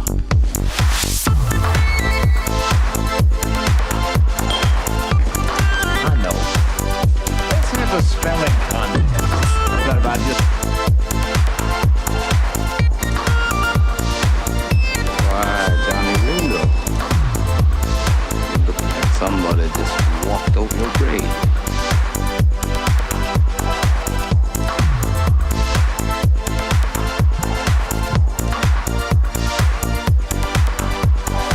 That is a hell of a thing for you to say to me. Oh, dude. I'm your huckleberry. Oh, dude. That is a hell of a thing for you to say to me. 7:04 on a Wednesday morning. Little dog holiday for you. Rest in peace, Val Kilmer, one of the best to ever do it. And one of the best characters in history. I found a little soundboard. Found just a little. I like that. The little spelling dog holiday contest and soundboard everything. here. Yeah. Really opening up. I have 2 guns, 1 for each of you. Probably seeing double. I have 2 guns, 1 for each of you. God, he nailed that performance. It's just too good. Iceman. He did a bunch of Batman, Iceman. He did a bunch of great stuff. But still, that's too good. I love it. All right, here's hour number 2 for you. Free advice for Damien Bunting. What do you need help with? You can send that free advice text to 780-218-9999, 780-218-9999, and we will get to those texts as we continue to work our way through the show this morning. Legal analyst Eric Macramalla is going to pop by and talk torpedo bats with Macramalla. He's a big baseball guy. And what does he think of the torpedo bat? So we'll get into that as well. And we're going to dive into the fan zone right away after we chat with Noodles for fans first. We'll go there, so get those text messages ready, and we'll bang out a bunch of those just after we chat with Jamie McLennan. Nielson Show, as always, brought to you by South Fort Chevrolet. 0% financing up to 72 months, or save $8,000 right now on 2025 Silverado 1500s. Check them out, www.southfortchev.com. Jamie McLennan is going to join us to break down the Oilers' win over the Vegas Golden Knights last night. He's brought to you by Pro-Am Sports, your locally owned sports memorabilia and apparel specialist. Baseball is back. Start the season fresh with a new hat from the brands that you trust. Pro-Am specializes in the new era, low profile 5950. That is the hat that the pros wear. Located in Edmonton, the corner of St. Albert Trail, 128th Avenue, online at proamsports.ca. Is it also the hat that Craig Button was wearing yesterday? Great lid. To show Yep. his Expos hat from Pro-Am Sports. He was pretty proud of that bad boy yesterday. Oilers fans proud of what they saw last night from their team. Let's bring in Jamie McLennan this morning for Pro-Am Sports. Noodles, happy Wednesday, buddy. How you doing, man? Not too bad. How you guys doing today? Good. Taking a run down memory lane with Val Kilmer today. Like Doc Holliday is a top 5 character of all time for me. So we've been doing a bit on the show since we relaunched here Tombstone Tuesday, which we just play a ton of clips from the movie. But I just don't know how he was great. I mean, he's Iceman, he's Batman, Jim Moore. Like, he did so many great things. Doc Holliday's like the GOAT character for me. But I mean, he's been through a lot. Tough news still yesterday, but what a legend. It was. And to be honest, that one slid through the cracks. Like, I didn't find out about that until late last night. Yeah. And I actually was sad about it. You know what I mean? Like, you're like, God, like that guy, as you mentioned, you feel like he's been part of your life. Like, was he not involved in Heat, that crazy shootout in the movie Heat with Pacino and De Niro? I believe Kilmer was one of the... Was he one of the guys in there too? Yeah. Oh my God, yeah. I'm 100% sure. I'm 99% sure he was in the movie Heat, which was unbelievable. But, you know, I look at Doc Holliday, that's one of the greatest characters of all time in the history of movies, if you ask me. Like, I've got a list of movies. You guys know I love Shawshank Redemption, Good Will Hunting, like those I can watch, and I've watched 100 times. You know, Forrest Gump, I feel like I was the Forrest Gump of the NHL. I was always in the background for a bunch of things, but the I'm Your Huckleberry, like all of those lines, like he just from Tombstone, ridiculous of how good he was. So it is a sad day, or was a sad day yesterday of finding out late last night. I was thinking about him today. Jamie McLennan with us on the show this morning, brought to you by Pro-Am Sports. The Oilers last night, kind of a dud first period, had one shot in the first 17 minutes. You're like, oh man. And then, I mean, they flipped the switch in the second. They were outstanding in the second period. That's a pretty damn impressive win last night. It was, because watching it, I got back to my hotel room at the perfect time to 10:05 and my time, and got to watch it. And I thought they were sluggish to start, but I didn't think Vegas was overwhelming. But I kept thinking to myself, okay, Vegas is going to beat them here. They're just going to squeeze them. And then I think I could be wrong, but I felt like that Wallman goal broke everything open. Yes. Because it just, it's a bomb of a shot that you don't think is going to go in, and all of a sudden it's in. And you're like, okay, they got life. And then I thought Arvidsson was skating really well. That line was moving. Podkolzin was really dangerous, which is rare for me to say, because I think he gets a ton of chances, but he doesn't finish a lot. And, RNH with an all-world pass to Draisaitl on the power play, that was ridiculous. I thought the whole building, including myself, thought he was shooting that down, going downhill on a 5-on-3, and he rips it over. But I thought there was some special efforts last night, and it was more of a team effort. You could pull a few guys and go, that guy played really well, that guy. If anything, there's probably on one hand or less, you could think of who didn't play that great last night, which is a good sign for the Oilers. It was a really good team effort. One of our listeners earlier on in the show, Noodles, pointed out that Pickard kind of said to Dorofeyev late in the game there, not tonight, Butch. He came out and was pretty aggressive on a Dorofeyev had some time there, and Pickard, not only stood his ground, but got aggressive in that moment. What have you made of his game kind of, since Skinner's been out, and we kind of asked the question here, how far can this team go with Pickard as your, I guess, arguably 1A right now? Well, I mean, let's throw out the Seattle game. That was a fiasco for everybody, and he didn't have his goods. But what you see is what you get with Calvin Pickard. And you're right, the Dorofeyev, that was a blocker save that he was explosive out. Took a step out, made the blocker save. The rebound, who knows where it was going, but it was like, this guy, he's like, to hell with this. I'm going to get 10 feet outside my crease and go at this guy. Now, I felt like when things are going well, you get a positive bounce, because Dorofeyev had a wide open net. I don't even know how he missed that. I don't think he knows how he missed that, where he shoveled that wide, because I thought that was a for sure goal. So there was a few, situations where you're like, okay, I feel like they're coming, and they, the Oilers did a good job of slowing that down. But Pickard, I've always said this, I feel he can be a good short-term starter. This isn't your guy that's going to play 55 games, but he's going to battle like hell. Was last night his 19th win? Am I correct on that? I feel like he's 19-8-3 or something. I'd have to look it up. I don't have it in front of me, but I feel like he's been 19-8 as advertised and more, because when you have a backup that's giving you good minutes and producing wins, it's impressive.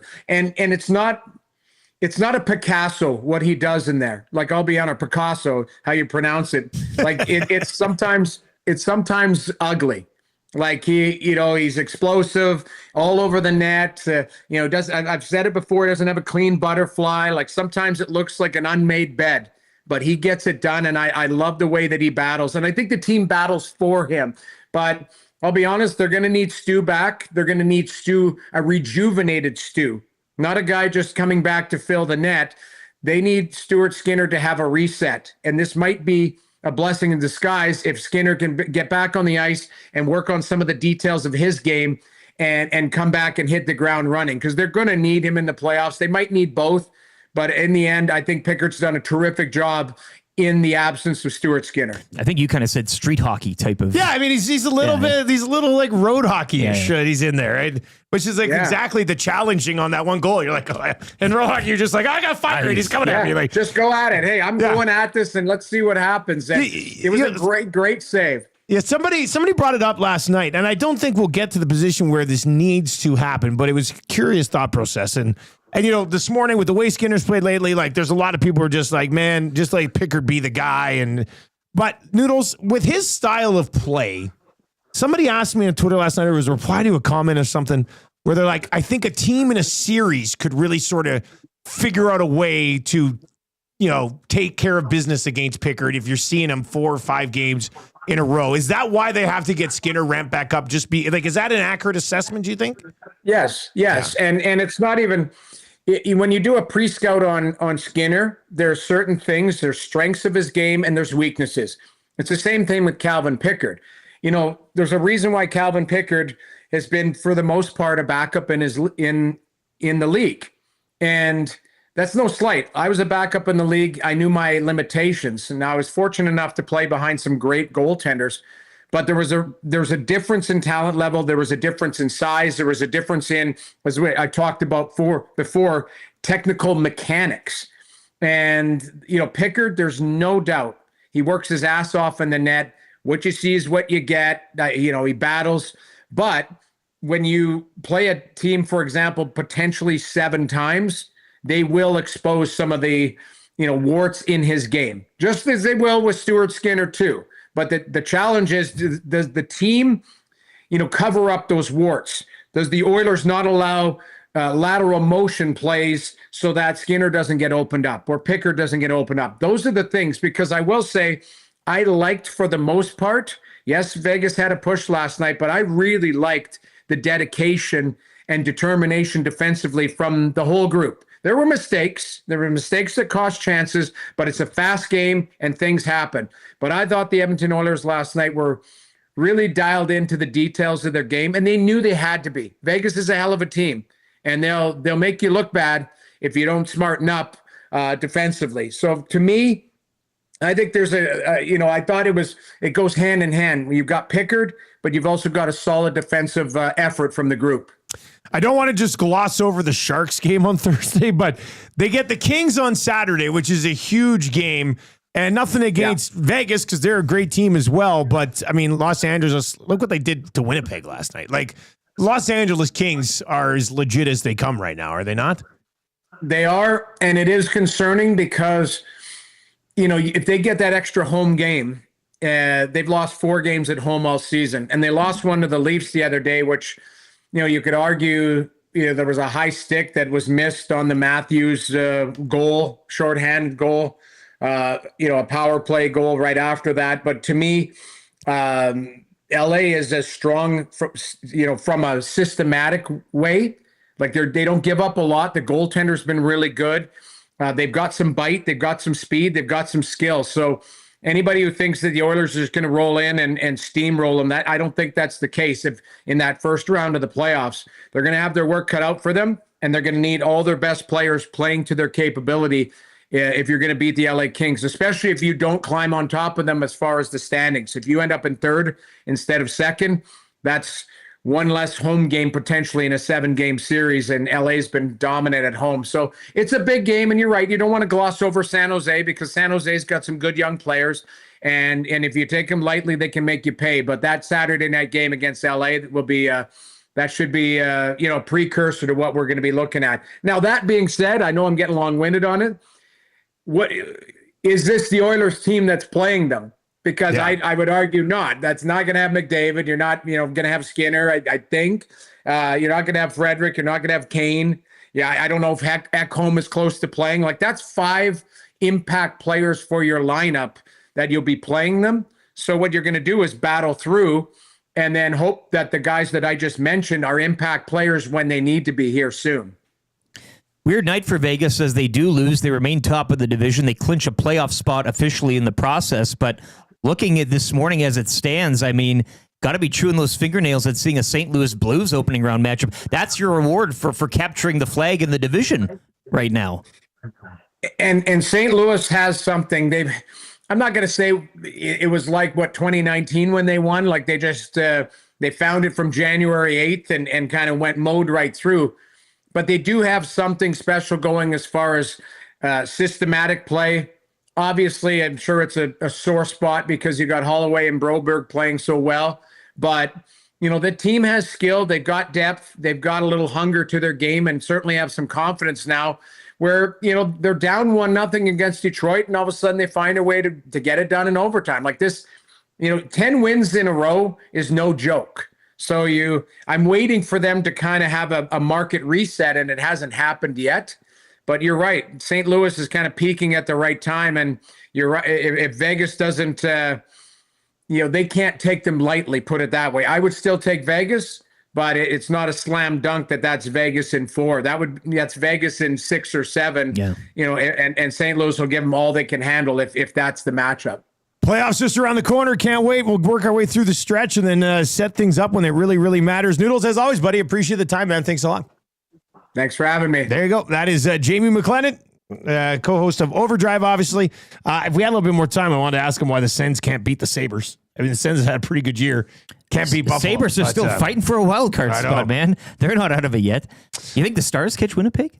Dallas Kirk just keeps crying. Like, Winnipeg has no room for error. They've despite sat the season there that they've had right? So far. And That'd be 4 points back with the game in hand. Well, Huss will break down that Winnipeg LA game on the Lock Shop today at 11 o'clock. The Canadian Football League has made it official. The smoke is coming out of the chimney, eh? The white next smoke. commissioner, the 15th commissioner of the Canadian Football League has been appointed, and it will be Stuart Johnston, longtime Bell Media executive. We're talking a couple of decades, I believe, 25 years of knowledge gained in every facet of the sporting landscape and content development across all English and French language video, audio, and digital platforms for Bell Media's range of assets. So he's very familiar with Bell and CFL and TSN. Nothing against Randy, but maybe more than a figurehead, I guess, in this. Like Randy, the former player, right? He had the scarf and it's kind of, ambassadorship. In the sports media landscape, Stu Johnston has kind of been a Canadian monster for quite some time. Here's his one quote, and the CFL has issued a press release on this. As we look ahead, our mission is clear: to grow the game of football, to enhance the entertainment experience for our fans, and to ensure the sustainability and success of our league for generations to come. He will formally be introduced as the 15th commissioner of the Canadian Football League at a media conference later this month. I think he officially takes over the job on April 24th.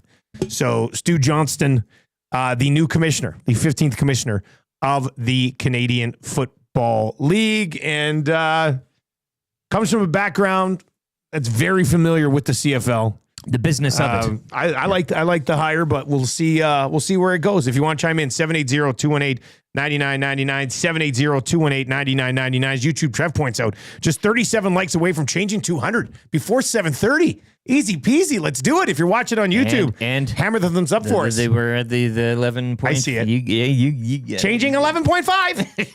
Changing 11.5. Eat a shrimp. 11.5 subs. We are halfway to that 12,000 from 11,000. So let's keep hammering the sub button. We would very much appreciate that. Let's get into our fan zone conversation actually right now. For fansfirst.ca, by fans for fans, no fees. The question is a simple one. How far do you think the Oilers could go if Pickard was their goalie? I know many of you are very anti-Skinner at this point. I think you will need both to have, that game in the playoffs. They did last year. They're both, yes, they did, right? And Pickard's playing better this year than he was last year, and he still had that moment last year. Yeah. So, but let's just say Stu's banged up the rest of the season. Let's just say he comes back and he continues to play the way that he has for the last couple of months. How confident would you be just turning things over to Pickard? And how far do you think he could take them? 780-218-9999. 780-218-9999. What say you? How far do you think? If it's just Pickard between the pipes. Like, you're not going to... So Pickard v. Kemper. Yeah. I mean, Kemper's had a better season. Right, so... And let's say they win that, though. But again, Pickard, I think... you're gonna have... It's not just the lesser Pickard. Goalie in every series. And you could say you're going to probably have that with Skinner as well anyway. So, but playoffs, I mean, it's just so, we talk about Hellebuck. We talk about goalies that sometimes don't have I mean, we look at the Star Series last year. What did Skinner have to do, right? Was it 10 saves or Rottinger or whatever? Like, it just... The regular season paints a picture and tells a story, but then you get to the playoffs and just so much voodoo can happen, especially in that position. So it's a tough one to answer. They could go as far as winning the cup, and they could go as less as bottoming it out in the opening round. I'll just say that there's a wide breadth. Kyle texts in and says first round exit. This text in no name. Second round tops. Over in the nasty chat, Jimmy Onishi says Pickard will lift the cup as the starting goalie. Ace 96 says if I only had one, I'd take Pickard hands down. Of course you would, Ace. Ace, you didn't need to say that. We get it. We know. YouTube Trev, how far do you think they could go? And it's not like Skinner had to stand on his head to get them to a Stanley Cup final last year. But he did. I mean, he had that one huge game against Dallas. He had some games along the way. You're going to need both. But just for question's sake, how far do they think that you could go if Pickard is your number one come playoff time? Yeah, that's kind of my thought process, just looking back to last year and being like, I think Stuart Skinner, he was not the main reason why the Edmonton Oilers went to the Stanley Cup final. I think he had maybe 3-4 games where I was like, okay, he probably, if it wasn't for him, he wouldn't have, the Oilers wouldn't have won this one, especially the game 6 against the Dallas Stars. So is it fair to say, Calvin Pickard can't do that? I don't think so. I think he could do that. I think he could do exactly what Stuart Skinner did last year. And in his 3 games played in the postseason last year, the one where if for sure Stuart Skinner was fighting it, he came in, made his playoff debut, and he was lights out against the Vancouver Canucks. And then they kind of just went with Stuart Skinner the whole rest of the way. So it's tough. I think it's kind of the same. I honestly do. You think your expectations don't change? They don't change, one way or really. the other. I don't think they're going to... that's not the backbone of this team, is the goaltending, as we know. The goaltending isn't going to get the Oilers to the cup. They're going to, have to. That's one thing I think is you're spot on. They're going to need to play both guys, though. They have to. Yeah, I just don't see this being a situation where you're like, man, Skinner's playing so well. You're never going to go to Pickard. And Adam Banks has an interesting thought in the nasty chat. Wait a second, is that the Adam Banks? Yeah, it is, yeah. Cool. Skinner's high end is better, but Pickard's low end is more stable. So one guy has a little bit of a higher ceiling. And that's why Pickard's the got whole floor. duo. Unless Stu gets it back together, I'd be tempted to ride with Pickard's scary thought. It is a scary thought. Like nothing I don't against know it, but if it's a. As Trev mentioned, I mean, too, they're not but winning you the cup. They could lose Skinner you. itself, Skinner with the way he's played is a scare. Like Oilers goaltending going into the playoffs this year is a scary thought for some people, right? Like scary. I mean, But this shouldn't be a surprise. I'm now. scared. It was never highly invested in to begin with. Like the money isn't there. You know, it is what it is. This is what it. Yeah, I mean, And when somebody you also- have like the 28th highest goaltending payroll in the league, what should you really be expecting? Orca driver in the Paris inbox is the team playing the same way. And this going back to last year when the two goalies were deputizing and doing what they were doing. So it's about what the team is doing in front. But again, going back to Adam Banks' point, it's that low end stability that you kind of rely on instead of the stealing games. Yeah. JKB, the Oilers will go as far as their defensive play will allow. The goaltending almost doesn't matter, which is quite something. I mean, to say in the Stanley Cup playoffs, goaltending almost doesn't matter. I don't know if I can fully buy in, but I understand what you're saying. Guys, do you think Rodriguez should get the start versus San Jose? I said that last night and basically got laughed at. Why not start the young guy? That's in from Troll. What do you think? I was thinking San Jose, maybe give him the Ducks game. Like, let's say you go 3-0 to start the trip. Because maybe give Pickard, you go, hey, you know what? This is a big win in Vegas. I mean, I don't know. And then you'd have to ride him back again Saturday afternoon in LA. But see what he's got. Give him a little runway here. It's 1-2, right? Hey. What did you do, Trev? What do you think? Why not? I'd probably be okay starting Rodriguez. I'd be okay but I'm with not going to criticize him if they just run Pickard the whole trip. But I mean, San Jose sucks. Yeah, you're at the point. I'm sorry, San Jose sucks. You should be able to sneak in a Rodriguez game there. At the end of the season, you're always bringing up prospects. Let's see what this guy can do. Let's see what this guy can do. Well, do that for goaltending. Why not? Let's see what he's made of. I think they'll probably against the go Sharks. I think they'll probably go. What's Pickard, there to lose? Well, a game. Well, but I mean, I do it. But I mean, if they don't, I'm not going to be like, oh, you got to give them a game. Like it's. And if they do it and they don't get a result, I don't think anybody would be. Well, the problem is their hands if too you much. do it and you lose, and then you go back to Pickard and you lose against the Kings, people are going to be like, well, if you would have let just Pickard play against San Jose, you would have been rolling and hot, you know? I think you'd understand the circumstance of Rodriguez getting that game, and you say, okay, it's a nothing, and then you rest Pickard for the Saturday. And Rodriguez been in the organization for a long time. You could probably throw him a bone against the San Jose Sharks, but I mean, they should beat the Sharks no matter what. I mean, no, like these are the games that you can't. It's a trap game for the Oilers. Well, hey. The Seattle, they get up for high events, right? Like they get up. Yeah, I they get get it. up We've when their seen backs it. are I in, when know. people are counting them out, all this stuff, like the big, and then it's an 8:30 SAP center start, and everyone's half asleep. All right, let's dive into our Coolbet Canada segment, the hotline for Coolbet. Shout out Bobo Bichette, who was my play of the day yesterday over on social media. I needed him over 1.5 total bases, TBs. And he did end up having over 1.5 total bases. So we cashed that one last night. I think it was minus 108. NHL tonight, Capitals are right back at it again against the Hurricanes, Minnesota and the Rangers, Florida and Tampa. Oh, that's a big, or Florida and Toronto. Yeah. That's a huge game that's tonight. a big one, yeah. Oh, that's a big game.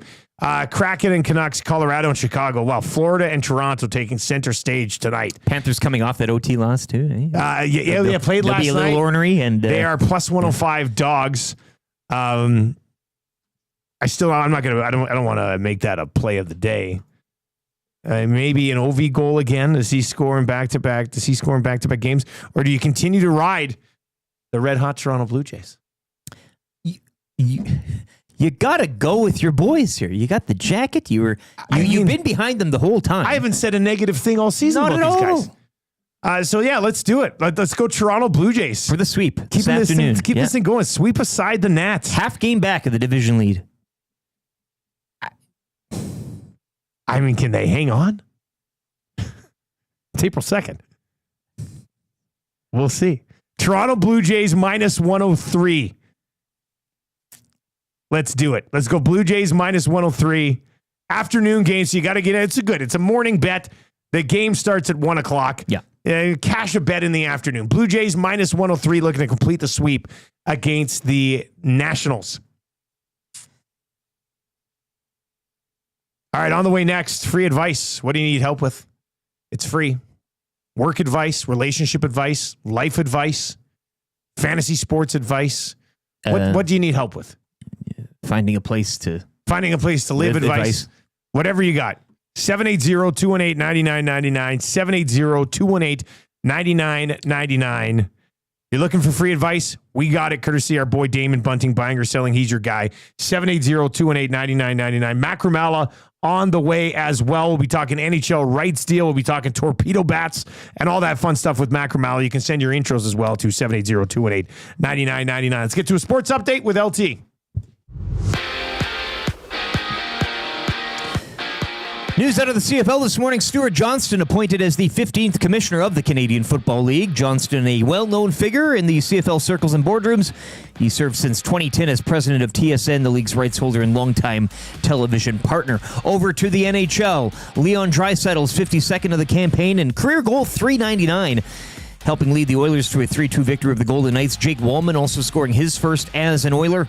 Edmonton's 4-game road trip will continue tomorrow night in San Jose. Other action last night saw the Kings defeat the Jets 4-1. LA remains 2 points up on the Oilers for second. Flames fall in Utah 3-1. Blues topping the Red Wings 2-1 in overtime. St. Louis had won 10 straight. Habs also over the Panthers 3-2 in overtime. And Alex Ovechkin goal 891. He's now just 4 back of passing Wayne Gretzky in a 4-3 Capitals win over the Bruins. Action tonight, we'll see Vancouver host Seattle, Colorado, and Chicago. Toronto at home to Florida. OV watch continues as Washington visit Carolina, and the Rangers host the Wild. Back over to hockey, Ethan McKenzie. He had the go-ahead goal just under 5 minutes left as the Oil Kings would knock off the Prince Albert Raiders 3-2. Game 4 of that opening round series tonight, 7 o'clock from Rogers Place. The Oil Kings sporting a 2-1 series lead. Bo Bichette with a pair of 8th-inning RBIs as the Jays would defeat the Nats 5-3 last night. Jays will look for the series sweep later this afternoon. First pitch 107.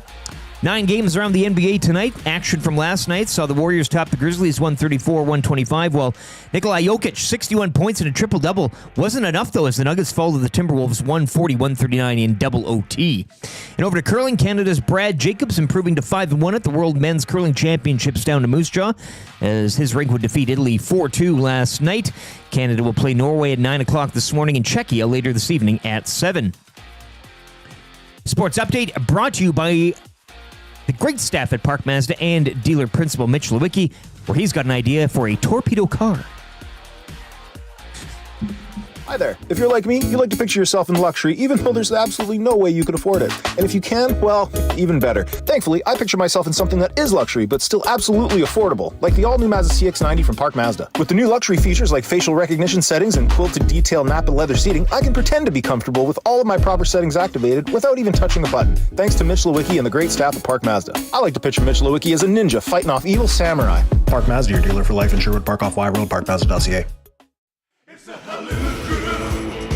Hallowed. It's the Hallowed Crew. Hallowed. Hallowed.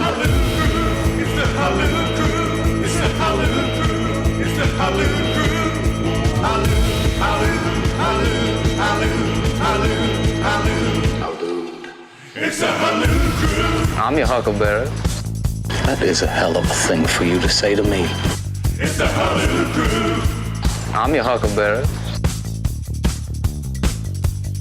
It's the Hallowed Crew. It's the Hallowed Crew. It's the Hallowed Crew. It's the Hallowed Crew. Hallowed, hallowed, hallowed, hallowed, hallowed, hallowed, hallowed, hallowed. It's the Hallowed Crew. 7:34 on the Nielson Show. Had to mix in the Hallowed Crew song for Val Kilmer today. Shout out the Hallowed Crew, probably taking yesterday's news of Doc Holliday officially passing away. Val Kilmer, hell of a run. Hell of an actor. Free advice coming up. What do you need help with right now? 780-218-9999, 780-218-9999. And then Macramalla is going to join us. Eric Macramalla will be by in about, 10, 12 minutes. You guys thoughts on this NHL rights deal, torpedo bats, the tush push not being voted out just yet? EST legal analyst and guy who very loudly locks his car doors every time toddlers and seniors walk past his car because you never know what those shifty bastards are up to. Ooh, lock the doors, lock the doors. Mince. EST legal analyst and guy who changed his legal name to match his very first email address, Big Sexy Daddy Max 69. So you've got that going for you. And then EST legal analyst from Big Slam Nasty. EST legal analyst and guy that eats all of the marshmallows from the Lucky Charms box and leaves the dry cereal for his sons. He loves the chemical taste. I've never had Lucky Charms. Get out of here. Swear to God. We had a box around here, did we not? I don't eat Lucky Charms. Is this a Mandela effect thing? No, I've never had BS. No, not BS. I've never had Lucky Charms. You ever had Count Chocula? No. I eat 2 cereals and 2 cereals only my whole life. Corn Pops, Fruit Loops. That's it. See, the thing with Count Chocula is it's like Lucky Charms, but the non-marshmallow items are chocolate. So when you pour the milk in, you get chocolate milk. I understand. And you love a good chocolate milk. I mean, works, well, no, but I'm just saying this is something that this is shouting out at you. And you got the Dracula on the box. Yeah, I don't know. Am I missing out on the Lucky Charms though? Is it a no? I would like to say, give me my Lucky Charms. Yeah, I get it. Give me my Count Chocula. It's all the same. I guess it is. All right, if you're over on YouTube today, hammer the thumbs up for us. Changing 200. Nice. Changing 200. Oilers get the dub. Everybody's fired up. Go get another one against San Jose on Thursday, and already the road trip you've done pretty well on it. All right, we do have it's free advice for Damon Bunting. I'm going to a game with Bunting next week. No, not next week. The 14th. A game? Bunting and I are going to an Oilers game together. Yeah, it'll be fun. Another nice social. I'm a big social butterfly now. Is he getting you in his box type of thing, or are you sitting in the nosebleeds right down by the glass? I would banging assume on the glass. Bunting has decent seats. Yeah, but who knows? If we're sitting right up top, I'm out. You gotta have standards, right? Like we walk in and we start going upstairs. I run that big escalator. I'm like, hey, what is this? This isn't happening. And then I pick up my phone. Oh, sorry. Oh, I gotta go. Emergency. Anyway, buying or selling. Bunting does some great work over on Instagram. He's always posting a home and then he's on there the next day being like, surprise, just kidding, it's sold. Flips them. It's tough watching on Instagram because every time he puts up a house, I'm like, oh, I could live there. Like, that's nice. And then I see it's like Sherwood Park. I'm like, I'm not going to become a Sherwood Park guy. It's too far away from everything. But you have to have a golf simulator. And so many different things. Bunting has been a consistent top producer realtor in the greater Edmonton area for almost 2 decades. He and his team would love to help you find that right home, move from your current home, find a new one. Community driven, he understands what it takes to make a difference in our city. Check him out, DamonBunting.com, or on his Instagram handle of Damon Bunting Real Estate. Some fun content over on his Instagram account at Damon Bunting Real Estate. All right, what do you need help with? Oh, I love this one from Gordo. Dynasty Fantasy League question. Right up my alley. This is where the advice segment was birthed out of. Dynasty Fantasy League. Is there anything you would trade the first overall pick for? Jonty is the consensus pick. I was offered the 3rd and 5th overall picks, but I think Jonty is still worth it. Thoughts? Well, Gordo, let me tell you this. In redraft best ball league that I'm doing right now, he went first overall in a redraft league. Or not first overall. He went first round in a redraft league. So, no, I would hang on to that pick 100% and take him. Do not. I mean, 3rd and 5th's pretty good. I'm not going to lie. Like, that's a fair offer. But I would hang on to him. I think. No, not I think. I would. 780. Great advice. No, I would hang on to that first overall pick. Simple as that. Dusty, if you only have Fruit Loops and Corn Pops, you're having candy for breakfast. No, but I also it's all candy. No, but I also don't have cereal all the time. Like, we don't have Corn Pops in the house. We have Fruit Loops in the house, but I don't eat breakfast before I leave the house in the morning to come in here. And on the weekends, we usually have like eggs and waffles as a family. Yeah. So like, I don't eat. I'm just saying, like, in my life, I've really only ever had Fruit Loops and Corn Pops. But they're all sugar. Like, you're not going down on a Cheerios or like a mini wheats. No, like my kids have Cheerios. Yeah, see, that's mini the wheats, healthy. that type of thing. Yeah. But they have cereal more often than I do. Yeah, I mean, I don't enough, have a lot of cereal. To be honest with you, I probably have more bowls of Froot Loops, like in the evening as a little snack, than I do for breakfast throughout the entire year. What about a Frosted Flake? No, my sister was a big Frosted Flake person. So we had Frosted Flakes in the house growing up, but I only ever had Froot Loops growing up. And somebody was inquiring too, no Cinnamon Toast Crunch. They would have thought you'd be a big Cinnamon Toast Crunch guy. Not even French Toast Crunch. Yeah, I'm basic. You know this. What? I don't change anything. It's like I had Froot Loops when I was 5, so I have Froot Loops when I'm 43. But Tammy always gives me the side eye. She's like, Froot Loops, eh? I'm like, come on, I had like one bowl a month. Relax. All right, what do you need help with? 780-218-9999. No other cereals. None. Boys, I'm going to do a Kilmer trilogy this weekend. What do you suggest? Well, that's a great idea. Yeah, looking at his catalog, and I'm only really familiar with the main events, I guess you could say. I mean, you got your Top Gun. Heavy hitters, yeah. You got your Tombstone. You got your Batman. As I professed, I think he's my perfect Batman. I would say True Romance, which is just you would throw that into the trilogy? A great movie on its own. Okay. Featuring Val Kilmer. I mean, he was 10 minutes in Top, so I mean, whatever. The Doors movie. I don't think you put Top Gun into the trilogy because he wasn't in it as much as these other movies when he was the bloody star. If you star. want to watch a movie with him involved, I guess it's a wide, the Doors movie. I think we've all agreed that's a great casting. Tombstone has to be in there. Yeah. Tombstone, the Doors movie. And watch this Top Secret. I mean, you could do that. I'd like to know what it's about. I would probably throw The Saint in there. Okay. Even though it's probably not one of his best, but I love The Saint. Elizabeth Shue. She would say cold fusion. She has a formula for cold fusion. He does a bunch of different things there. He was talking Heat. Yeah, he was. But yeah, I like my Kilmer trilogy would be The Doors, Tombstone, and The Saint. That's what I would do. But there's a bunch of other options. Batman, Tombstone, and The Doors. That's a good one too. There you go. There's but I wouldn't mind watching some that I haven't seen now. This gives you a chance to kind of explore. Well, Wyshynski will tell us more about what's it called? Top Secret? Top Secret. Okay. And maybe Billy the Kid. I miss Billy the Kid. What a song. What a song. Do you guys think that the West End Italian Center is a good place for a first date? And we've never even met before. Yes.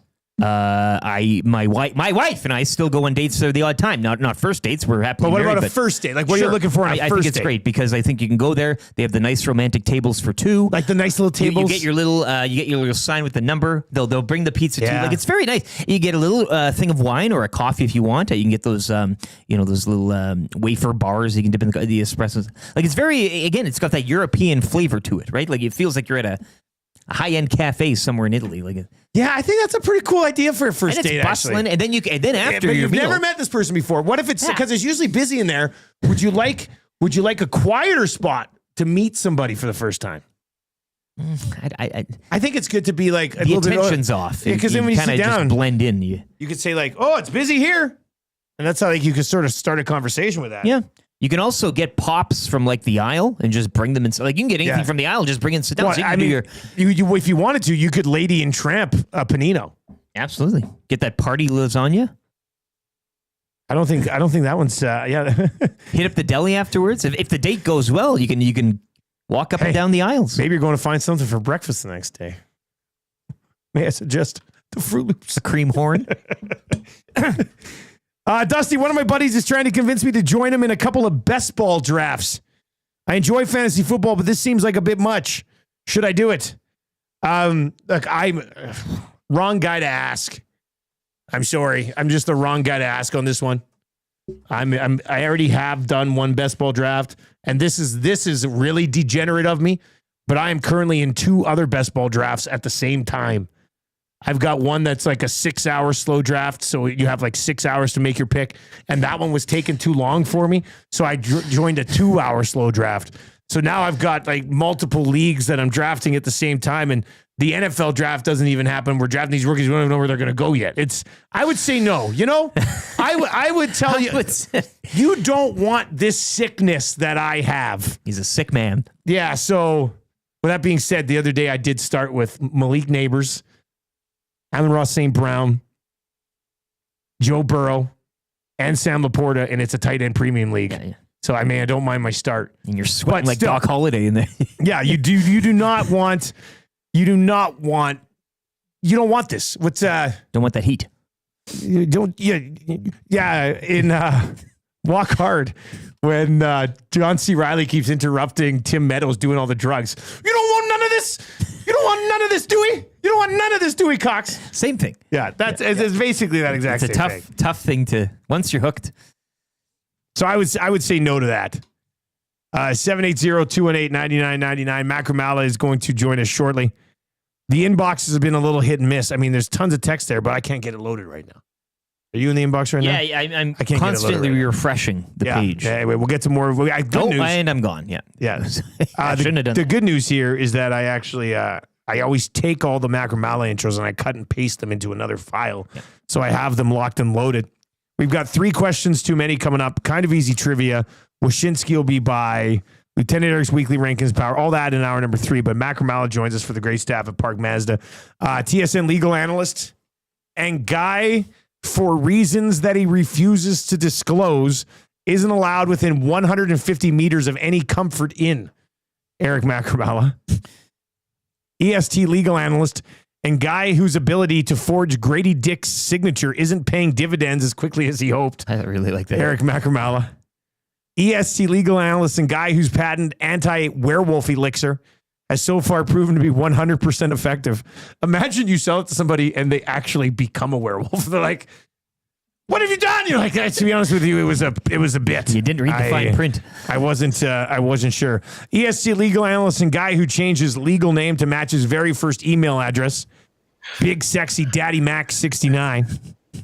EST legal analyst and guy who very loudly locks his car doors every time toddlers and or seniors walk past him because you never know what those shifty bastards are up to. EST legal analyst and guy who set the record as the first attorney to represent both the defendant and the plaintiff on the same case. As you said, a Mrs. Doubtfire situation here. EST, yeah, Mrs. He just got Groucho Marx. He's got all those pies. And he does a horrible accent. EST legal analyst and guy who keeps getting caught scalping tickets to the trials that he's taking part in. And then EST legal analyst and guy that eats all of the marshmallows from the Lucky Charms box and leaves the dry cereal for his sons. Eric Macramalla. There he is. Macramalla, how are you, sir? My man, that's a lot of intros this week. It's very, very impressive. I love the idea of representing both parties. How do you plead not guilty, liar? I win and I lose. That's right. Wow, another victory for Macramalla. Yeah. I've won 17 cases in a row. Somehow, though, I lost the first case. That was the weird part is I represented both sides, but I still lost. But hey, as long as the clients pay their bills and they aren't executed for jaywalking, that's a win for Macramalla. How are you doing, man? How you doing otherwise? Busy? You solving a lot of cases? Still got that tan, eh? Yeah. Oh, yeah. I still the Aruba sun. The Aruban. Maybe it's a different sun because it's almost been a month since I've returned. Now I know that I got a lot of melanin in my skin, so I get pretty tan, but like I still got it. It's really like my clients. They hate me because they say, quote, "You're a terrible lawyer," but they do say, "I really like your tan." I go, "Oh, thanks so much, guys." But I'm solving lots of cases. I'm all over it. The case I have is a client reached out and said that there's this car dealer guy that is insisting on being the customer's dealer for life. And so he's concerned because he thinks he's going to be stalked. And I'm like, oh, okay. So Mitch, he goes, yeah. So we're currently involved in a case here trying to get the court to declare that this individual is not his dealer for life because it's a long time. It's a long time. With all the medical advances nowadays, Big time. It's a long time. Eric, so that's all. That's it. Yeah. Yeah. I just wanted to confirm for anybody who might be like, Macramalla is crazy. It is indeed the same sun. There is only one sun, but closer to the equator. Is there though? Oh, maybe that's what it is. Yeah. Get that hot. It might sun. just be bigger there. Yeah. Maybe that's what. Maybe it is a different sun. Like I've seen signs like Planet Vulcan. I think had 2 suns before There's some places it was that blown have up. suns. I think Tatooine has multiple moons or something. Tatooine, that's right. Maybe I didn't go to Aruba. Maybe because it wasn't a 5.5 hour flight rather than 4 hours. Maybe we went to Tatooine. You were in Mos Eisley and Tatooine. I've been watching a lot of Mandalorian lately. Tatooine, your sunbed for life. Yeah. Really, we can just use this for everything. Like I should start signing my email. Your lawyer for life. Well, your life because you're about to be executed for jaywalking. Yeah, your horrible lawyer for your short life. It's not a good sign when they ask you, "How did that happen?" And my response is, "It beats the hell out of me. You're screwed." Sure, you pay your bills. $11 billion for Sportsnet to continue to hold for 12 more years the NHL rights. Were you surprised when that news came out this week? Yeah, I was shocked. I was more shocking than seeing. From a perspective of, wow, I can't believe Sportsnet decided to pay that much, or from a perspective of, wow, I can't believe the NHL decided just to run it back again. I was more surprised by that news than when I went to Aruba and saw 2 suns in the sky. The reason that I was surprised, there are a couple of reasons. First, Rogers lost a lot of money on a deal that was half the value. And I guess the response is, let's do it again, but for more money, number one. They could lose twice as much. I think the math would suggest even more than that. Possibly. It's Rogers. And then I was also surprised because I think no matter who you are as a business, you operate better when there's competition. Just look at WWE versus WCW. Yeah. WWE got better because they had Bischoff and they had the competitor. And it's also good for the league that you have more than one network in Canada that has a national rights. Because I will tell you this, I've spoken to a number of people in the league. This goes back to about 3 years after they signed that first deal. And the president of that team expressed disappointment on his part and the part of the league for the lack of innovation by Rogers that promised innovation. They just don't want to spend any money on additional cameras and crews and those kinds of things. So you look at Amazon, the production value is better. Look at ESPN, the production value is better. Look at TNT, the production value is better. And so it's surprising that they doubled down. But I guess given the offer of $11 billion, how do you say no? Now, people might be saying, why didn't TSN bid on it? My assumption is that Sportsnet was still in the exclusive negotiating window, right? They're probably in an exclusive window. So that's a common term in these deals that, hey, before it expires, you have to only talk to us. But the league could have just opened it up. I'm surprised that they didn't, but I guess $11 billion is a lot of money, and they thought they wouldn't get more. I mean, if it's $11 billion, I think I sign right away from the NHL. It's a lot. But I guess for sports fans, I mean, I'm on TSN, but I have no really allegiance. I don't necessarily love Sportsnet and the production of their games. I do prefer the American productions. I think that they're better. And I really hope that they can get better at what they do. And that's kind of the issue here. Like what it could be is you're spending so much just to get the rights. How much more do you have to pump into improving the quality of the product? Right. It's going to be tough to go out and hire a bunch of new people if you want, or add more equipment, or however you want to. We would have done it for free. Yeah, I mean, well, we said yesterday we were asked yesterday. We said we bid $17,799, and but working pro bono, I guess, is a lawyer term. Yeah, I mean, we would have done a lot for free for that. Yeah. But whatever. Dustin Nielson, you're an announcer for life. Yes, you're an announcer for. Come on. For life. Yeah, but you know what? I mean, when Rogers got the rights, they had put. I remember this. They had cameras on rails along the boards and stuff, right? Like on the other side, just to track those players, make it more exciting, to highlight the speed, because the game in person is a lot faster. We know that if you sit right in front of the boards, the game is incredibly fast and incredibly violent. Yeah. After that game, they pulled all those cameras out because it cost too much money. So if you look at ESPN or TNT, they've got about 15 cameras Rogers has about 3 or 4 cameras for their games. That tells you pretty much all you have to know about the investment. It feels like this was Succession. This was Mr. Rogers wanting to squash TSN. That's what it feels like to me, because now he's got the Jays. He'll have the Leafs, right? He'll have MLSE. He's got, the Sky Dome, whatever that was called. He got Rogers Center. And now he's got the NHL rights. And so this, to me, in part, is a power play move, right? It's like an ego type of exercise. This is letting Dylan Holloway opposite lose just because of the ego. Yeah, exactly. It's the opposite of what low energy loser Jeb Bush would do. It's literally like Rogers asks himself, what would Jeb do? I'm going to do the opposite. That's actually not a bad thing. I do the opposite of Jeb. That's my bumper sticker on my car. I do the opposite of Jeb. Eric, tell me about torpedo Dustin? bats. Yeah. Torpedo bats. Yeah. They're not new. So they've been using them for a couple of years, right? It's going back to 2023. The bat is just designed in a way that by a guy at MIT. So that they, yeah, I know. It's like, hey, look at you. I'm making you better. I'm a nerd. So my world has 3 suns. I'm your physicist for life. I love the light. This is fantastic. Mitch, go to hell, you bastard. I can say bastard because we're like, we're not even governed by the CFTC. So, what this nerd has done is he's basically increased the sweet spot on these bats, right? So it's shaped like a torpedo. Rules. It's, yeah. And it's also custom. It's like a custom suit because they assess where your sweet spot is based upon your swing. Oh, wow. Then they custom the bat to you, right? So it does kind of sound like cheating a little bit, but they're not cheating. Well, it's not like a tush push, hey? Yeah, well, yeah. What do you think about that? Tush push, 50-50 vote. They need like 24 votes to make it illegal.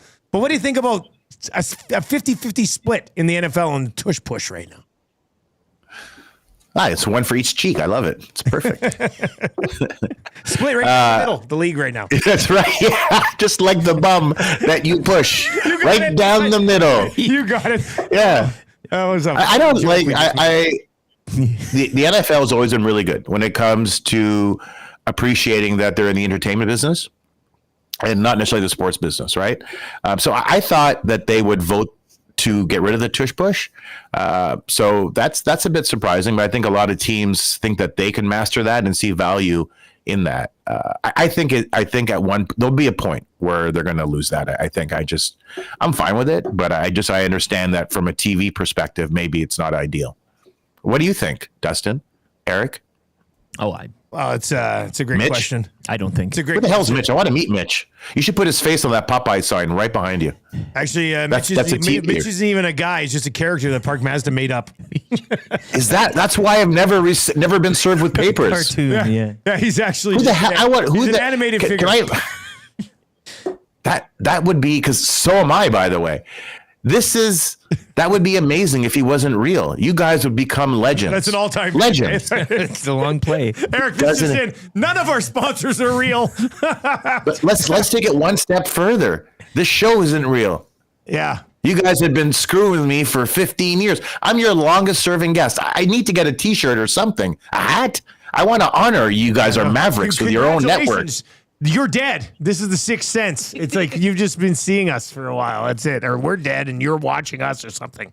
I'm like Jim Carrey. The movie was confusing. I know. This is more like the Truman Show, isn't it? It's not about I guess death. It would be more like a Truman Show. Yeah. It's about an odd rebirth. Man, I right? felt bad for that guy in Truman Show. It's tough. Yeah. Well, yeah. But whatever. That was a great movie. It was a pretty good movie. What It was happened to kind of Jim ahead of its Carrey? time. It was ahead of its time. ask him about Val Kilmer. Yeah, Val Kilmer passed away. Oh, I love guy. The Saint. I love the movie The Saint. Thank you. Like we were talking this morning because we're huge Tombstone guys. Obviously, Doc Holliday, best character ever, I think. Batman. But I think, Batman, Iceman, like he did a bunch. But I thought The Saint. I fell asleep watching The Saint last night. I remember Mary Hart when he got the role in Batman. She just talked about his lips. I'm like, well, this is awkward. What did you say earlier today about him? I just think his face kind of resembled the mask. Like you Filled didn't it even out wear a mask. perfectly, yeah. Exactly. Perfect. It's perfect. No, I thought it was a great Batman because Batman had to have a certain level of darkness and internal tension. and angst, and he had all of that. He's just the perfect actor for that. But The Saint was an amazing movie. I love anything with Elizabeth Shue, and it's just much better because she's so good looking. Like, it's crazy. I love her so much. I love her more than Maria Menounos, who's also really good looking, but her laugh really irritates me. Elizabeth Shue was my first crush of my life. She was my first crush. Really? Yes. See, this is why you and I have done a fake show for 15 years. Yeah. Because we have so much in common. You'll like this. I think I have 2 CFL games in Ottawa this year. Stop it! I swear I'm not there for those games. I'm out of the city. You bring him the cat. Yeah, Okay, I want to come pick you up at the airport. I know they maybe give you a car, although it's TSN, so likely it's a Neon.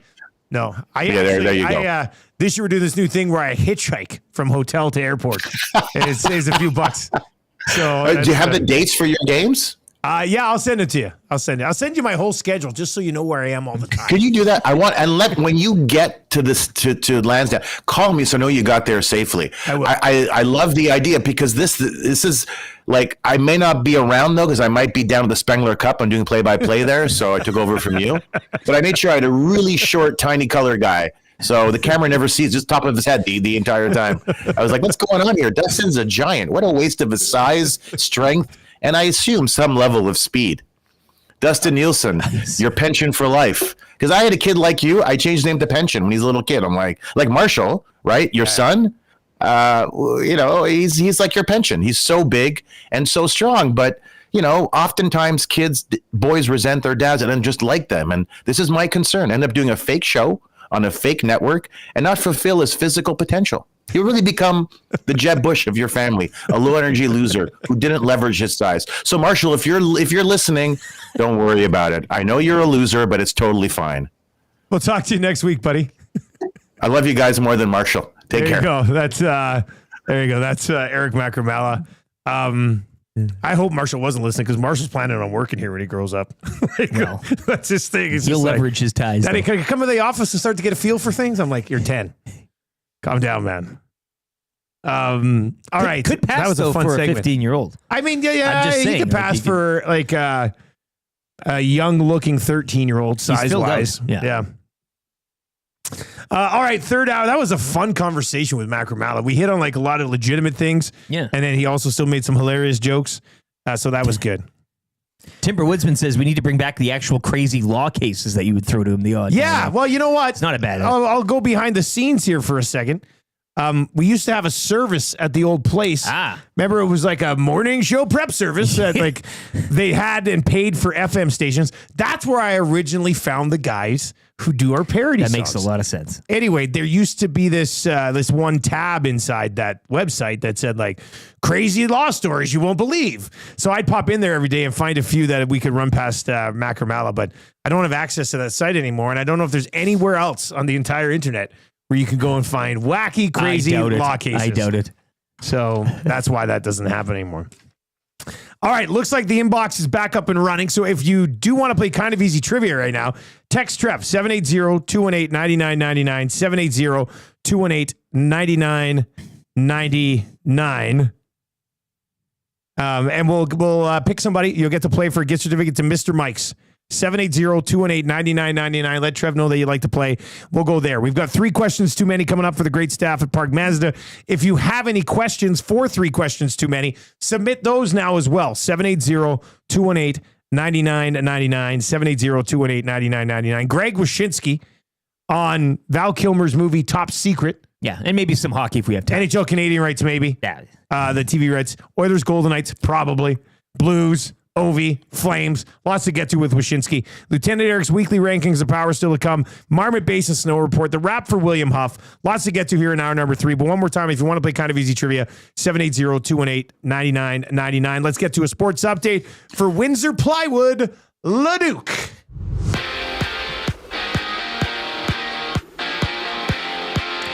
The CFL has found its new commissioner. Stuart Johnston appointed the 15th commission in Canadian Football League history. He is a well-known figure in CFL circles, boardrooms, serving since 2010 as president of TSN, the league's rights holder and longtime television partner.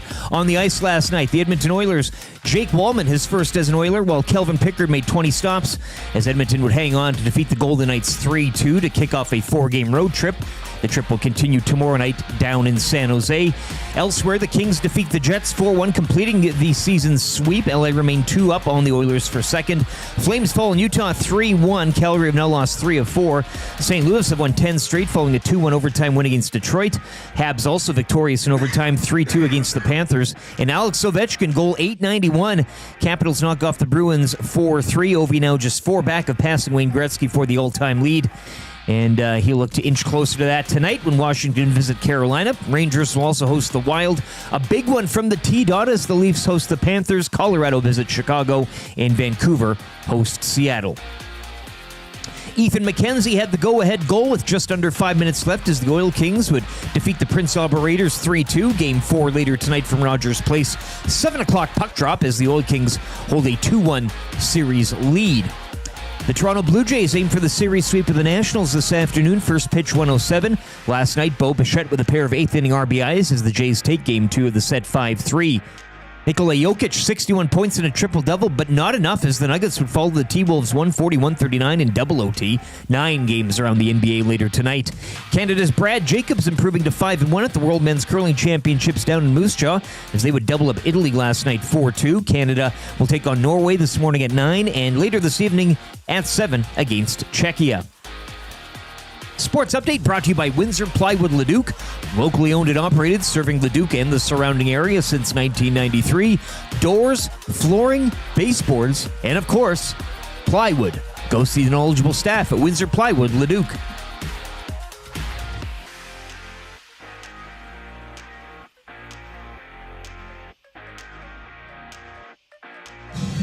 Try, try, try. Try, try, try, try. Try, try, try, try.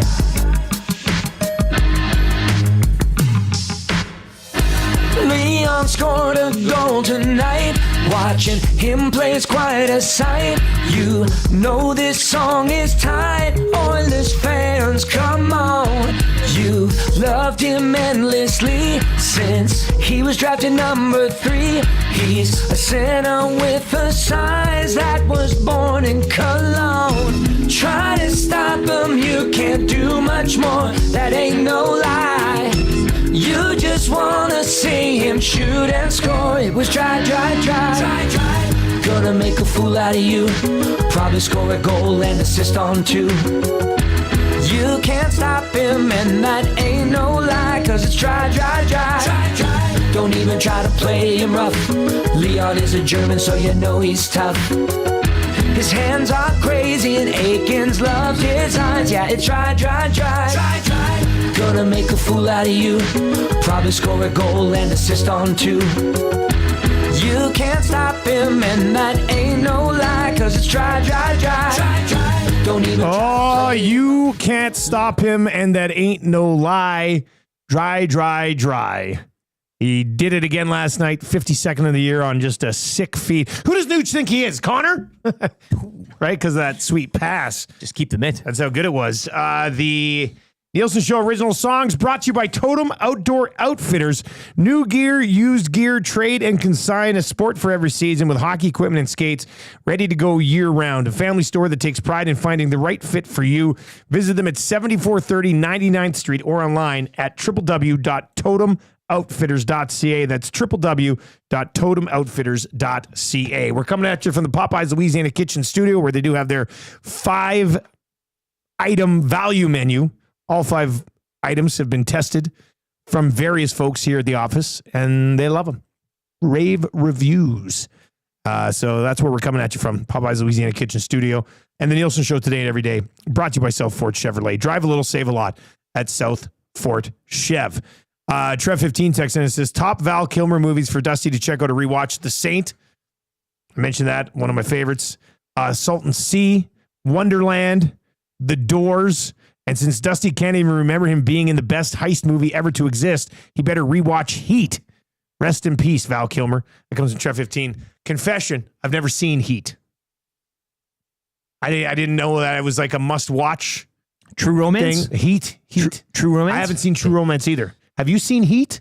No. No, so we haven't seen Heat. I know Trev hasn't seen Heat. So we have not seen Heat. Nobody so said Billy the Kid yet, hey? Also hasn't popped up yet. I'm going to watch that, and I hope it's just a brilliant performance. I'm just like, what the hell? How did I know about Like, I want the deep cuts here. That's what you're looking for, yeah. Wyshynski's going to join us around 8:30 this morning. We are going to start the hour with a little kind of easy trivia. Trev, who did you track down for kind of easy trivia today, buddy? Who do we got? This is Natalie. Natalie is going to play kind of easy trivia today. First time playing? Have we had a Natalie play before? Doesn't ring a bell. All right. Well, Natalie is going to attempt to stake her claim at Mr. Mike's. 2-course steak dinner for just $39.99. Start with an Emperor Caesar salad or a rustic onion soup. Then enjoy the tender 7-ounce sirloin steak with béarnaise butter and garlic mashed potatoes. Loaded with savory toppings. Mr. Mike's. Eat locally. Enjoy casually. All right, let's go to Natalie this morning. Natalie, good morning. How you doing? Good. How are you guys? I'm doing. Have you played before, Natalie? No. First timer. Okay, first timer. All right. Well, you know how it works. Trev will start the ticker after I read the first question. You need 3 out of 5 correct, okay? Boom. All right, here we go. Natalie's fired up. Did the Edmonton Oilers win last night? Sure did. Name one Oiler who scored last night. Leon. What position does Shea Theodore play? Defense. What team does Bobo Bichette play for? Our lovely Blue Jays. Who is taller, Steph Curry or Nikola Jokic? Jokic. Boom, 5 for 5. Natalie in the house. No. Call me cool. No. Oh my God. Damn it, Shake. Stop it. They are going to remember that AM radio is a viable and modern source for news and entertainment. Totally. People don't listen to AM like they used to. Seems like it's more about FM and color TV. That's stupid. It sure is, Kevin. I'm stoked. You stoked? I'm stoked. Just I'm so stoked. You cannot come to my house. No, not today. Cannot come to my house. No, not today.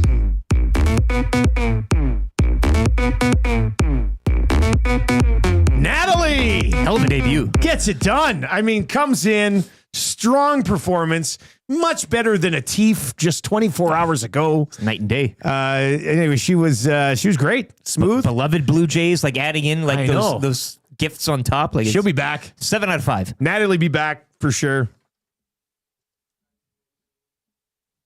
All right, Nasty Chat exploding like with Natalie. I mean, it's the talk of the town. Maybe she wins the show. Cool as you like. Yeah, like that was very one of the most composed, kind of easy trivia performances in months. Yeah, with a little flair as well. Yeah, that's pretty damn good. And you went around the park. A little basketball, a little bit. Like it wasn't just, Yeah, no, I mixed it up a little bit. Who was the kid? Remember the kid who played? Who was the kid?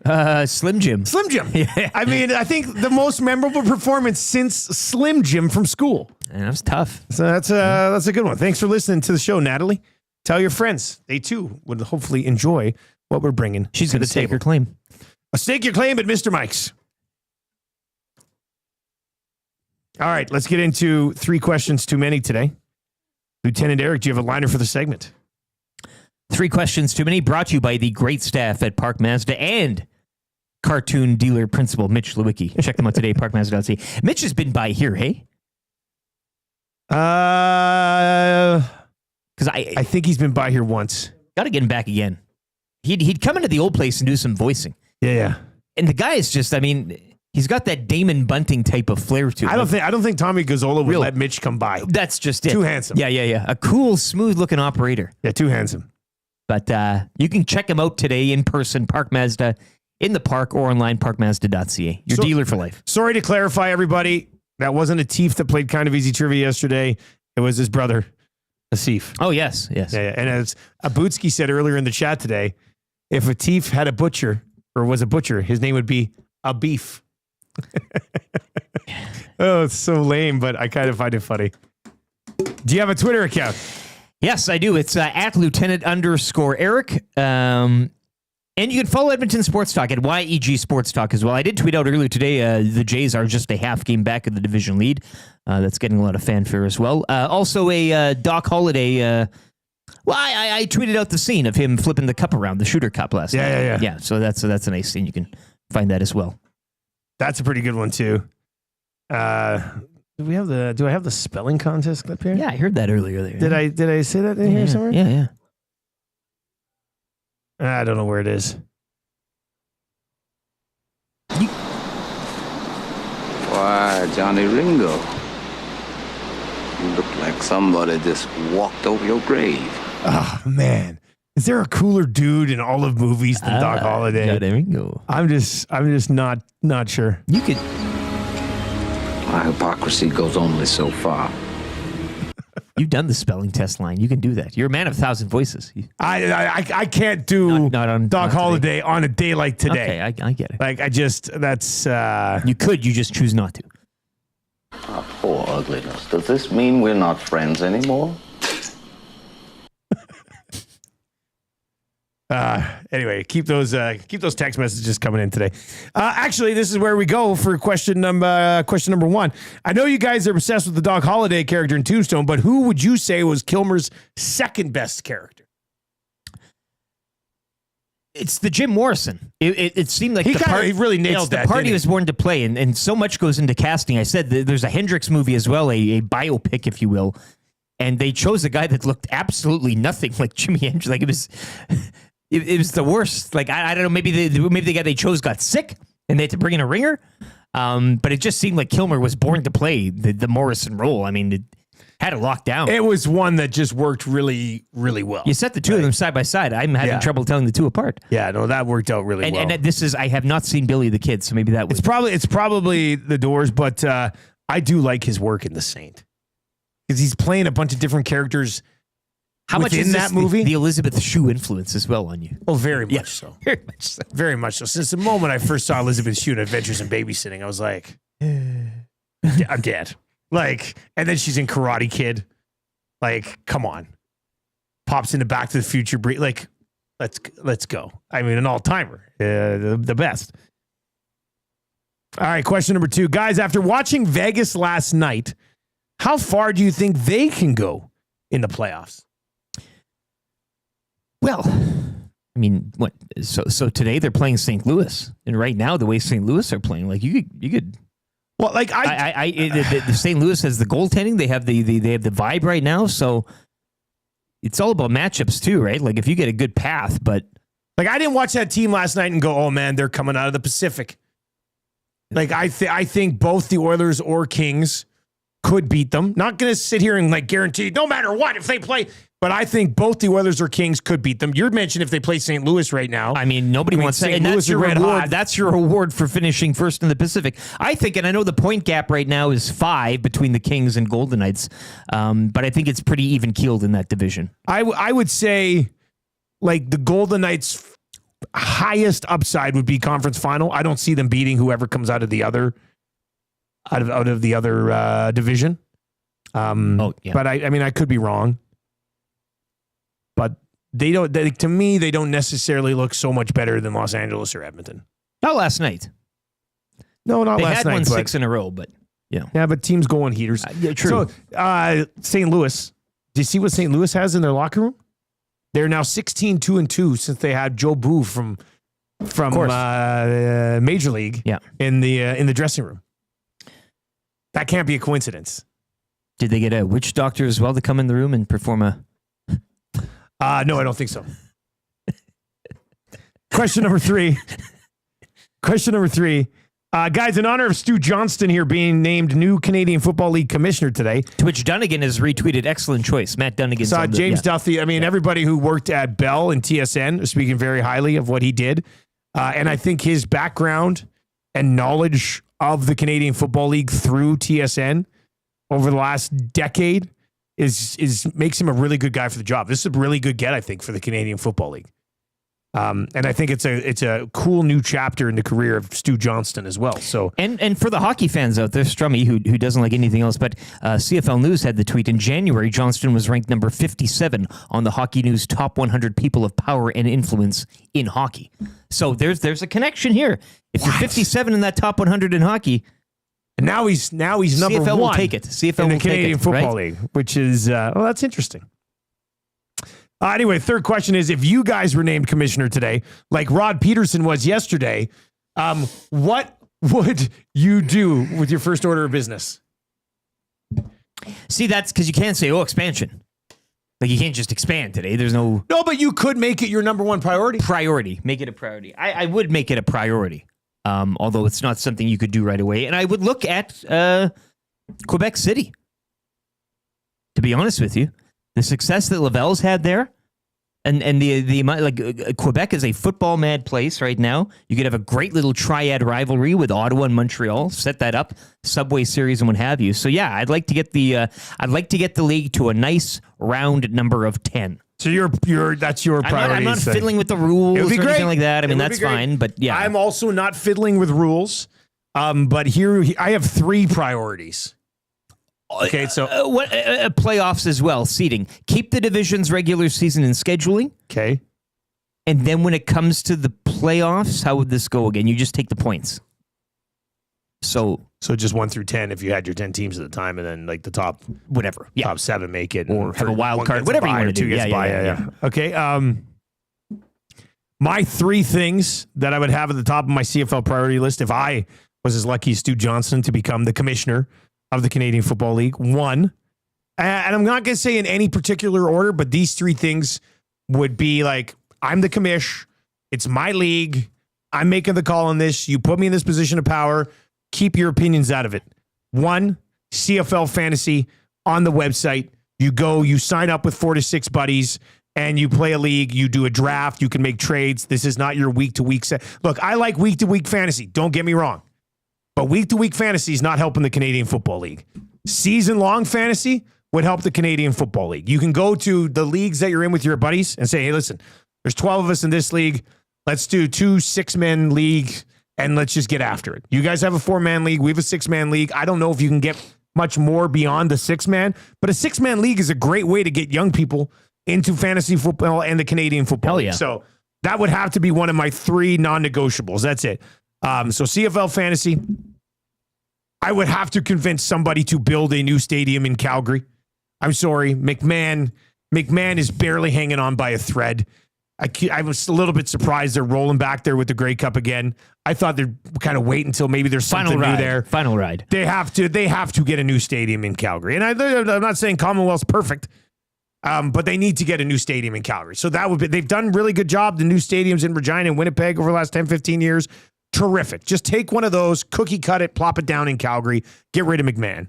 And then the third one for me would be, I would move the schedule ahead by a couple of weeks. I'd start the regular season mid-May, and I'd end it end of October, November, Thanksgiving Day at the absolute, or not Thanksgiving, but like at the end, preferably. Wouldn't mind banging out some playoffs there and end the season by October. I just think that makes a lot of sense. So, God, I hope he has these ideas and he's having these same conversations with his buddies right now. Like he's texting, he's like, "What should we do? What should we do?" Like he's a fan too, and so maybe the fantasy one though, to me, I mean, you look at the NFL's explosion and it coincided with that. I mean, we were obsessed with the league and that was all centered around fantasy. Yes. And at that time, that's when, I mean, again, you're watching a game, Red, Blacks, and whomever, and you got a lot of stake in it because you're waiting for our wide receiver 2 and RB2 to pick up some points. The league can no longer afford to ignore Edmonton Sports Talk's push for season-long CFL fantasy. It has to happen. It cannot be difficult to set it up. Especially when there's been successful grassroots season-long fantasy leagues around the country from just fans. Yeah, I mean, you got the power now. You got TSN. You got the league. I mean, that has to happen. There's a will. There has to be a way. When he is announced as commissioner, we will have him on at least our show or the Reed Wilkins show, I would think. And if he is on our show with us, I will be asking him, as I did with Randy, where are we at on CFL season-long fantasy? And even Reed's show, I think you feed the question. Yeah, I mean, even if he's on Reed's show, I'm going to pop up from the middle of the table. Yes, Reed's like, hey, we got one more question for you. It's CFL and TSN play-by-play guy, Dustin Nielson. And I just kind of elevator my way up in the middle of the desk and be like, so, Stu, where are we at on CFL season-long fantasy? Keep the heat on. Because it has to be there. Has to be there. Benner's Pancake says CFL May 15th to October 31st. Get it done. I mean, what's the downside of that? The North American football schedule, and this isn't my opinion, I'm just saying from what I've heard in how camps and all this and how the NFL goes about it and how, college. So you need that extra 2 weeks in May. Something a lot. I saw that once. I could be wrong. That's just. I did read about that once and how the whole North American football schedule with U.S. colleges and how they report and all this stuff that it lines up. Now maybe that's changed, but. Like Tango's in and says, I only watch NFL for fantasy football. I don't even really have a team to cheer for. That's what we're talking about. Yeah. Like, and yes, Tango, exactly. It's you. Because then you get in on CFL fantasy, then you start watching CFL fantasy just to see how many yards Vernon Adams threw for and if there was any picks. Like, I was a Detroit Lions fan growing up because of the video game. I didn't watch Detroit Lions games living on a farm in Cranbrook, BC. Like, that just wasn't a thing. You just said it, the video game, too. Yeah, the video game. I mean, that thing, too. But, like, the reason I really got into the National Football League was because I started betting on it in my 20s, and I started playing fantasy football when I was 24. And it just sucked me in. Like, the Canadian Football League needs to get that done. I don't know how many times we can say it on this bloody network. It has to happen. It has to happen. So fingers crossed. The moment Stu Johnston puts CFL season-long fantasy in place, I'm anointing him the greatest commissioner in the history of the league. Sorry, Randy, Mark, all the guys before him, but that's the bottom line. Mark Cohon was great. He had a good run. You could have a beer with him. 2, 3, 4. All right, what would you do if you were commissioner of the Canadian Football League? Taken over right now, what would you do? Andrew the accountant is in and says, my first rule as commish would be that the Rouge is locked in forever. It can never be touched. Not going anywhere.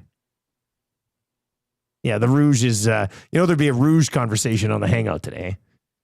Because of the new commissioners, Tommy, Maddie, Tom's got to get off. Belzy, Tom's got to get off. It's a cute bit Tom's doing, but come on. It's enough. Yeah, Drop sometimes you buy into a bit and you're like, I got to ride it out now. It's okay. It's time. Just pop back over the fence. Like, Tommy needs to step in there on the hangout one day and just say, listen, guys. Own it up. Yeah. I've been joking the entire time. Save some face. I am fully on board with the Rouge. Yeah. 780-218-9999. 780-218-9999. Maddie Wanick has already texted, said, guys, I requested Stu Johnston. He will do interviews after formal presser later this month. Yeah, that's what I kind of assumed. He's not officially becoming commish until April 24th, I think I saw in the release. Randy still has to move out of the castle, and he moves his stuff in. You want to make the all-time mic drop move? What's today, April 2nd? He's taking over April 24th. He's got 22 days to put season-long CFL fantasy in place. Yeah, and then he says, I'll see you on the 20th. If he comes out in his avail and is like, I'd like to start by just announcing that this year you'll be able to go CFL.ca and you'll be able to sign up for a 6-man fantasy league and you can have drafts and trades and a waiver wire and all that fun stuff. I mean, I'm dead. Put his portrait up in the studio. Yeah, every single call and touchdowns this year. Oh, touchdown. It's worth 6 points because Stu Johnston made fantasy a thing. Like, let's go. Come on. I'm excited for CFL season.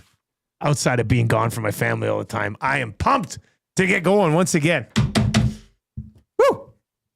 Iwanek screwed out of another commish job, Scalding Gord says. Look, Iwanek was probably top 10 for a CFL commish. I had him in a mock weekly rankings of power. Oh, did you have that? Just ahead of Quinn. No. Oh, full reinstatement. Are we still doing that weekly rankings, or did you do that past? No, I usually have like a couple. Oh, okay. Yeah. Well, because I had it today. Yeah. But then he was named, so you can't have it anymore. Yeah. Ranking So what are you doing now? Nobody knows. It's going to be... All right, don't tell me. Don't tell me. Okay, say what? It's going to be a little delicious. You might... That's just, I'm excited for this. It would go good with milk. This is a cookie ranking?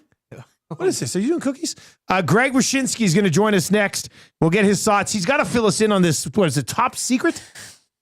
Yeah, Top Val Secret. Kilmer. Yeah. We haven't seen this one. All I Billy the Kid. do is watch Tombstone on loop. So I haven't really had a chance to watch We're going to many get of the really movies. deep into the Kilmer catalog. Yeah, we'll get into that. We'll get his thoughts on the NHL landing $11 billion from Rogers, Oilers and Golden Knights last night. Lots to get to with Greg Wyshynski. But let's get to a sports update right now for a place where it's always game day. And you know where that is. That's Century Casino Sports Bar and Lounge. Here's the update with LT.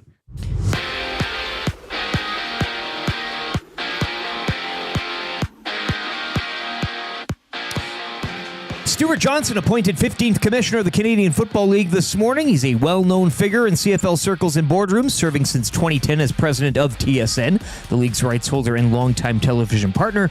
Johnston will officially get the job later on this month. Over to baseball, too. Some breaking news. All-star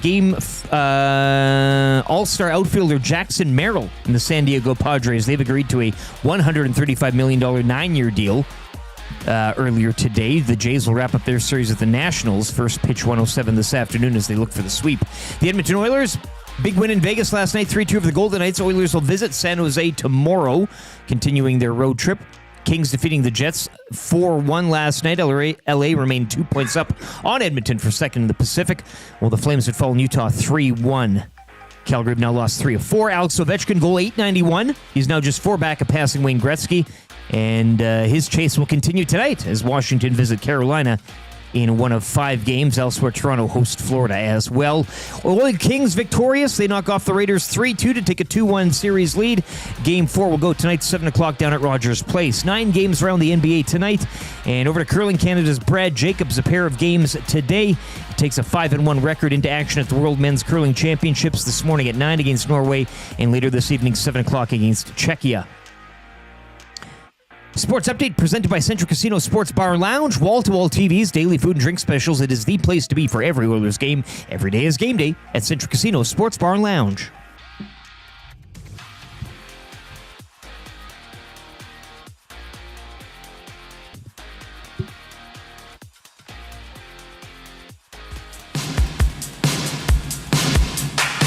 Well, very impressive. Taking a few years to put all this together.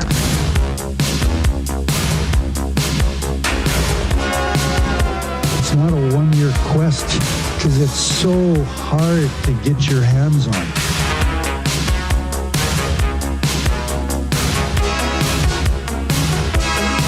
At this stage of my life, I don't invest in green bananas. It's a lifetime quest. Just not sure if I'm going to be around long enough to see them ripen to be yellow.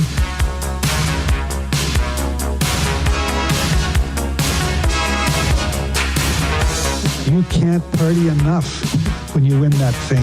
It's a party machine. Party machine. That's why it's the Stanley Cup.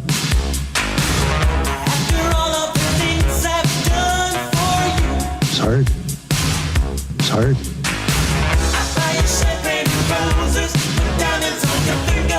Diamonds on your finger.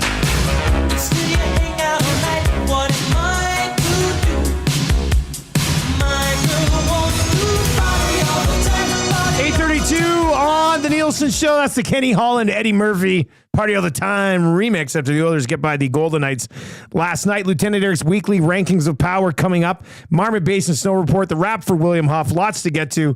Tommy Gazzola did text the group chat. Says, I sincerely dislike the Rouge. No shtick. It's a dumb rule that cheapens what is a great game. To which you replied, that's enough, Tom. Yeah, it's enough. Tommy's going to come in today and the door's going to be locked. It is enough. He's not going to be allowed in. Cut it out. But, you know what I told you? I did my voicemail set up for like 4 years, and I couldn't get a voicemail. So I updated my phone, and now I'm getting voicemails again. I like how you guys had Hernan's old number in the Tecmo chat. Yeah, we've been replying for. We've been like texting about Tecmo for 2 weeks to somebody who randomly has Hernan's number. They're going to show up here and think they're in the Tecmo League when it starts next week. Hey, make it 8. Yeah. Hey guys, I'd like to be the 8th team in the Tecmo League. All right, Greg Wyshynski is with ESPN. He joins us on the show this morning. Let's bring in Mr. Wyshynski. Greg, as always, buddy, we appreciate the time. How you doing, man? Well, I just appreciate the fact that in Canada, it's the Tecmo League, and here in the U.S., when somebody's accidentally added to a chat, it's war plans. It's a bit of a different vibe. We are taking our upcoming 7-man Super Tecmo Bowl League very seriously. So, I mean, it's kind of warlike, I guess, is what I'm saying. It's a battle. We're ready to go to battle here.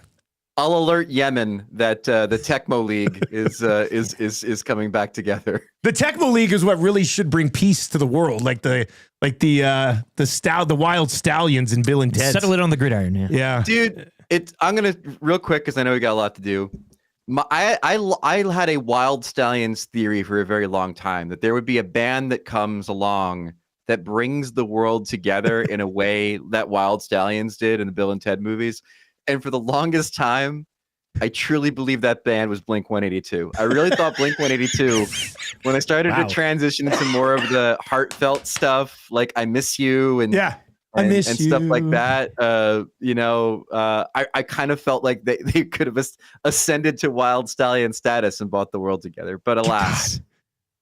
That's an amazing, like we do a segment every Tuesday called Confessions.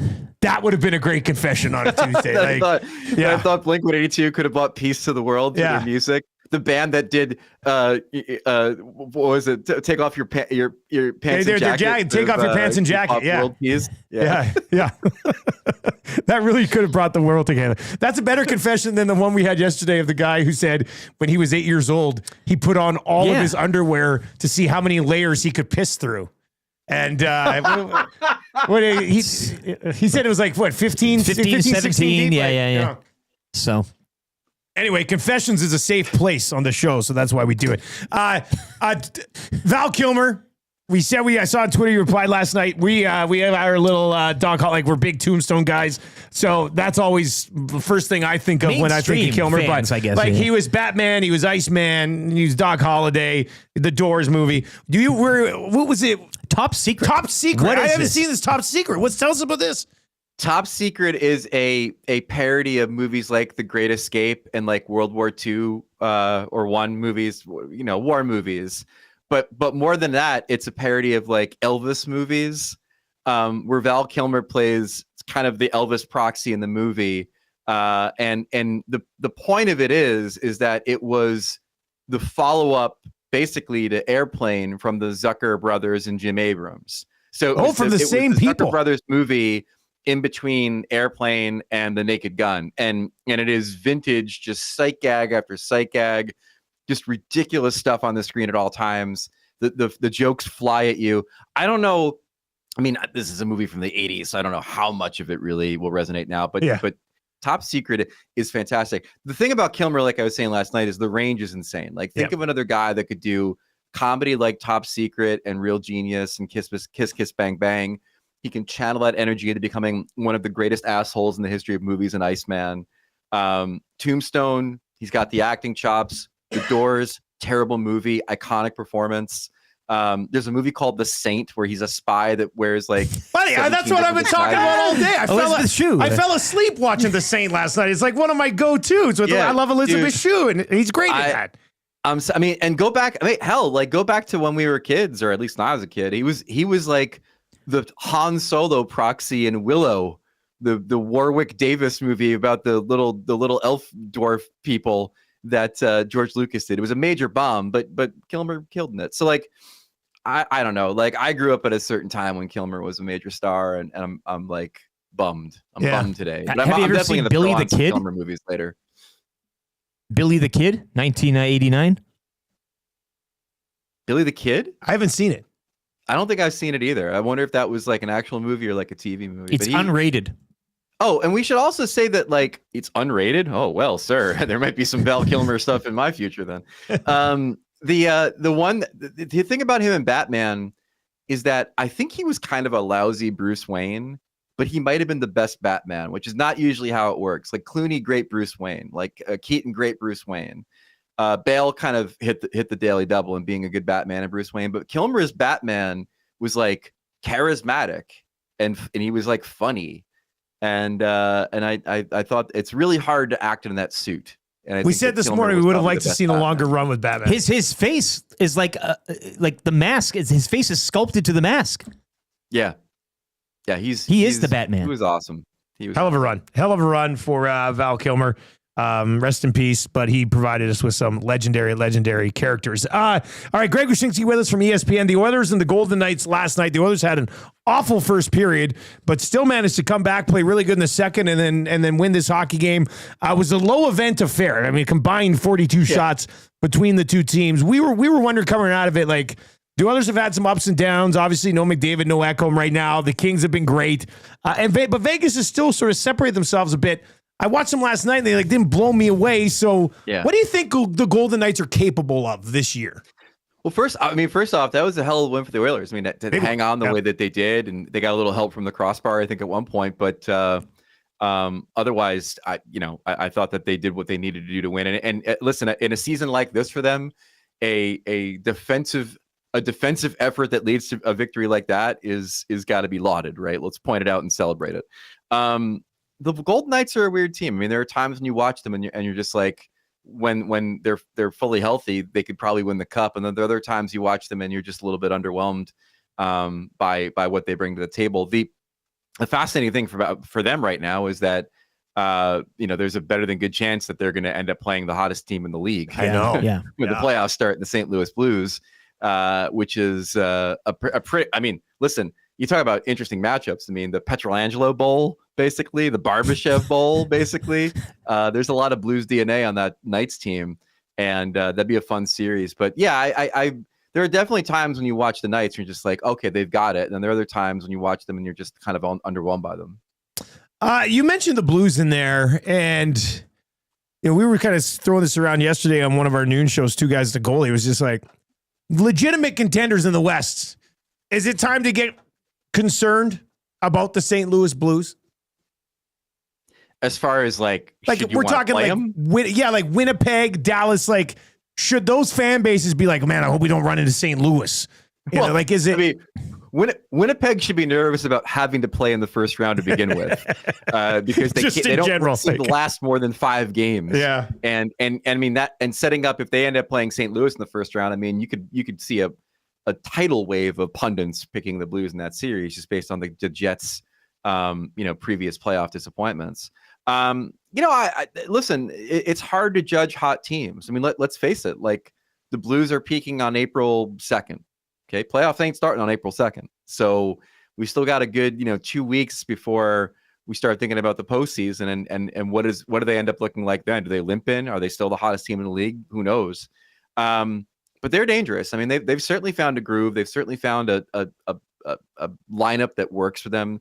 They've always been in sort of a tenacious team. And as we know with Jordan Binnington, there are nights in which he can be the best goalie in the playoffs. So they're not a team I'd want to face the first round. Let me put it that way. I'd much rather Minnesota in the first round than the St. Louis Blues. But again, the powers in the West, I still think are the powers in the West. I think if Dallas can somehow not face Colorado in the first round, and get them in the second round, I think they're primed to get healthier with Heiskanen back and make the cup run that I thought they could go on. If they end up playing Colorado in the first round, I think this could be a problem for Dallas. Well, and knowing that, Greg, obviously big Stars have won 6 in a row. How important is that to they have a game in hand on the Jets. They're 4 points back. Those two teams go at it next Thursday down in Dallas. Like, do you see the Stars hunting Winnipeg down and getting that top spot? Because as you mentioned, what's on the line of having to play either a Colorado or in Minnesota is quite different. Yeah, I mean, it's possible. I mean, you watched Winnipeg last night and you start to see, there's only so much that Connor Hellebuck can do when the team is giving away pucks in front of him and sputtering a little bit like they've been. So, I mean, listen, I think Dallas knows that their best path to the cup is not to play the Colorado Avalanche without their franchise defenseman in a first round series. Yeah. And at least that's what Pete DeBoer told us. And if Miro comes back, it's probably in a diminished capacity anyway in that series. So, it's paramount to try to get out of that series by any means necessary if they can. Greg Wyshynski with us from ESPN. Wyshynski, your thoughts on $11 billion that the National Hockey League got from Rogers for 12 more years of Canadian NHL rights? So there's a couple things about this. First of all, in the press release this morning, it kind of confirmed what a lot of us figured, which is the only way that Rogers is ever going to be able to make this deal make financial sense is by continuing to sell off parts of it. And so they're basically now, we have all the hockey and we can give it to the French. It's their call now, right? Yeah. And we can give it to Amazon like we've been doing for the last couple of seasons. And so, by that virtue of it, it kind of makes some financial sense, like you said, where they can now pick and choose who gets what and on what nights. And it's pretty clear that the playoffs and the Stanley Cup final are and all of the big events are going to be Sportsnet properties. But now they can continue to do business with Amazon and kind of sell off some of those nights to Amazon Canada. I was a little bit surprised, to be honest with you, that it wasn't a dual deal like it is here in the US. I do wonder, I'll be interested to hear Bettman today. He's speaking at 11. If there was hesitancy to just go straight to a streamer with a package, because here in the US, you can get Turner on cable and you can get ESPN on cable, and in Sportsnet obviously you can get on cable. Amazon Canada would be a straight streamer play. So I do wonder if like splitting up the rights deal like a lot of us thought they would and giving a piece to Rogers and a piece to Amazon wasn't where they wanted to go with it. And so they just give the whole thing to Rogers and say, if you want Amazon to be involved, go with God. Like that's interesting. Real briefly, the other interesting thing too, Awful Announcing pointed this out yesterday. The deal doubles the Canadian dollar value of the 2013 deal. But if you go based on the exchange rates throughout that deal and what it is now between the US dollar and the Canadian dollar, it's only 1.57 times as much US dollars on average as the past deal. So I find that to be, obviously like exchange rates are fluid. We don't know how they're going to be. We don't know what they're going to be in 5 years, let alone 5 weeks. I found that to be kind of an interesting bit of math because the default setting for everybody has been like double the rights deal. And then it's kind of like, but if you go inside the money, maybe not so much. And I wonder if Bettman will be asked about that today. Do you have a lean on who Ovi breaks the record against? Yeah, hopefully this Sunday against the Islanders, I'll be there. Oh, there you go. That'd be good. I would like Pittsburgh final game of the season. I think that'd just be fitting. But he's got that 2 against the Blue Jackets, I think, coming up too, right? Back to backs or something. So let me hit you with the numbers here. According to ESPN Stats and Info, at his current season pace, which is 0.66 goals per game, he breaks the record April 15th on the road against the Islanders. Okay. His career pace, which is just slightly less than that, he would still break the record against the Islanders on April 15th. If you take the average of his last 5 seasons, which is 0.56 goals per game, then he breaks it against the Penguins last game of the season. So that's kind of where we are right now. Listen, if you look at who they're playing, they got the Blackhawks this week. The formula for Ovi and catching Gretzky is power play goal in the first period, empty netter at the end of the game. There's your 2 goals, right? And so I thought he was going to get that in Boston last night. So did I. When he got the first one, I was like, oh, he's scoring 2 tonight. He was setting up for it. But I think he's going to get it before that Islander game on the 15th. Just my hunch. When you put a carrot this big in front of Ovechkin, maybe a carrot's not the, when you put a bag of flaming hot Cheetos in front of Ovechkin and a Diet Pepsi like this, he's going to grab it. He's clearly going to break it before the end of the season. But I think he's going to get it before that April 15th game. What's coming up over at ESPN? What do you got? Sidney Crosby's in the watch business now. He bought into a luxury watch brand from Switzerland. I got a story on that coming out today. And then, just prepping a lot of Ovechkin stuff for when he does break the record. I want to point out also, if you're interested, the NHL on ESPN YouTube channel has a documentary that me and Arda Ocal did. It's about 40 minutes long. It's called the Ovechkin Eras Tour. And it breaks down his career into 8 different segments, because he is the great 8. That kind of how it all led up to this moment when he's going to make NHL history. It's a real fun look back at his career. It's definitely a little bit of remembering some guys. I think the name of Matt Pettinger was mentioned. That's a good one. That's a deep cut. You know what I'm talking about? It's that kind of thing. And if you think back, there are times when he was not lauded. There are times, I still think of the Adam Proto story in the Hockey News that said that the Capitals would be better if Ovechkin went to the KHL and quit the NHL because he was playing that poorly at that point. So, it's been a long ride to get here, man. And now he's going to make history. And it's going to be fun watching the next couple of weeks with OV for sure. Greg, as always, man, appreciate the time. Thanks a lot. Anytime. There you go. That's Greg Wyshynski from ESPN. And yeah, go check out that. They got that on the ESPN YouTube channel. Little doc there on the Grade 8. All right, Lieutenant Eric's weekly rankings. I was really an idiot earlier. Because you're like, it has to do with milk. I've been talking about cereal all morning, and I'm like, ooh, are you doing cookie rankings? It was an alley-oop. Like, yeah. God, what an idiot Types I of could be milk, at times. 2%? Like, yeah. Oh, I homogenized? Oh, strawberries in there. Oh, yeah. All right, so what are you doing for the weekly rankings of power? Top 10 cereals, let's go. All right. Real quick here, okay, and I know that you're a very refined palate, but I hope write these down. The only two I eat are on there. All right, here we go. Number 10. Shreddies. Never had them. Number 9. Sugar Crisp. Never had it. Number 10. Number 8. Captain Crunch. Oh, I have had Captain Crunch, but it hurt the top of my mouth, so I'm out. They can be a little sharp. Yeah, Captain Crunch 8. Now it's 7. Cinnamon Toast Crunch. Turns the milk into a great cinnamon it's a great flavor. Is it good? Is that a good one? It's great. That's got to be top 3, LT. What are you No, doing? it does not. Yes. That's that. Well, it's How good. is that 7? I'm intrigued to try. I I should try cinnamon toast. Yeah, crunch. That's got Dusty written all over Maybe it. I'll bring it up. really You know what? does, Maybe yeah. tomorrow I'll have a bowl of cinnamon toast crunch. I've For the got- boys. For the boys. Cereal boys. We can be cereal boys. Essential. We really can. I never had cinnamon. I only eat Fruit Loops and corn pops, Tommy. Oh my God. CT Crunch is the best. Tommy wearing a nice button-up shirt today. Cinnamon Toast Crunch or the French Toast Crunch as well. I'll those are both. good. I did try French toast. Those little pieces of toast. It's kind of neat. Remember there was a LT. Pop-Tart cereal?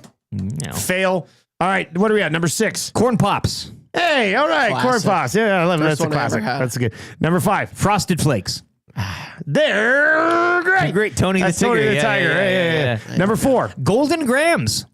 I never had Golden Grams. You can eat them straight out of the box. You can put them on baking and stuff like that. That's an underrated. Jen over in the chat says Golden Grams are delicious. And I think that was up before you even said it. So Yeah. what was that? Number 4? 4. Okay, number 3. Fruit Loops. Yes. Just in terms of popularity, I get it. It's a very popular, dazzling to the eye. The Toucan Sam, right? Is that the guy? If you're doing a Mount Rushmore of cereals, Fruit Loops on it. Toucan Sam is up on that mountain. Toucans. As far as cereal mascots, he is. Yeah. Him and Tony the Tiger. Him, Tony the Tiger, Sugar Bear, Captain Crunch. Yeah, like big time. Yeah. Have we done? Did we do? I think we did. Did we do a mascot / like that type of draft? I think so. I think we Something along did. those lines, All right, number 2. Count Chocula.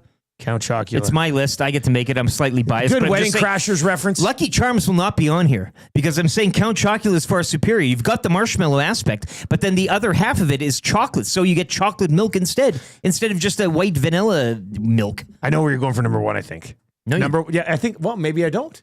There's a pretty obvious one that's not on this list yet. And a pretty recognizable mascot as well. I'm going with the Honey Nut Cheerio. Honey Nut Cheerio, yeah. Because it's sweet and it's healthy. And you got the bee going on. It's a great. It's my kids are big Honey Nut Cheerio kids. 5-tool cereal. Like it's every adults, old people, young people, the whole bit. You know, if we are all happening to eat cereal at the same time, they're having their Honey Nut Cheerios. I'm having a bowl of Fruit Loops. What I will do is I'll take like a handful of Fruit Loops and sprinkle them into the Honey Nut Cheerios. And as I'm doing it, Tammy like slaps my hand. She's like, "No Fruit Loop for the kids." And Marshall and the Muzz are like, "Ah!" And it's like 6 or 7 Fruit Loops, but they save them to the end. And yeah, God, I do love Fruit Loops. This cinnamon toast crunch has me a little bit intrigued. But I've never. Look at Tommy out there. Yeah, Mr. No Rouge. You can't really take his. Yeah, sorry, Tommy. I can't believe anything you say. The worst Rouge takes of all time. All right, let's get into your snow report. Marmot Basin snow report. Let's find out what's happening up at the hill.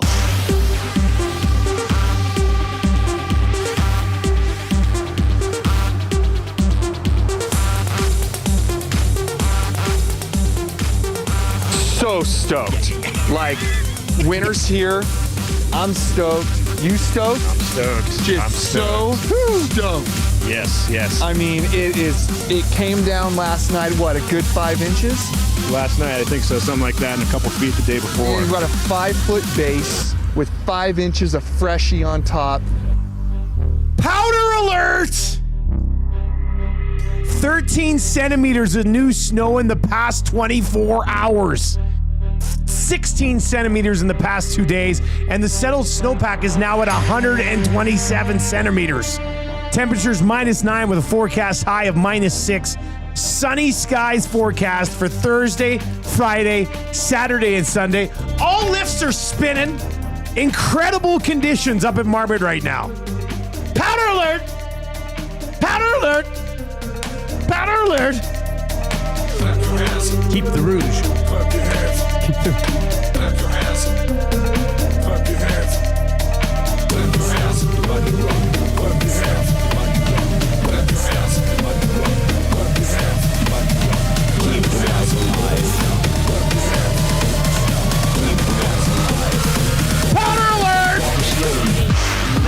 My day.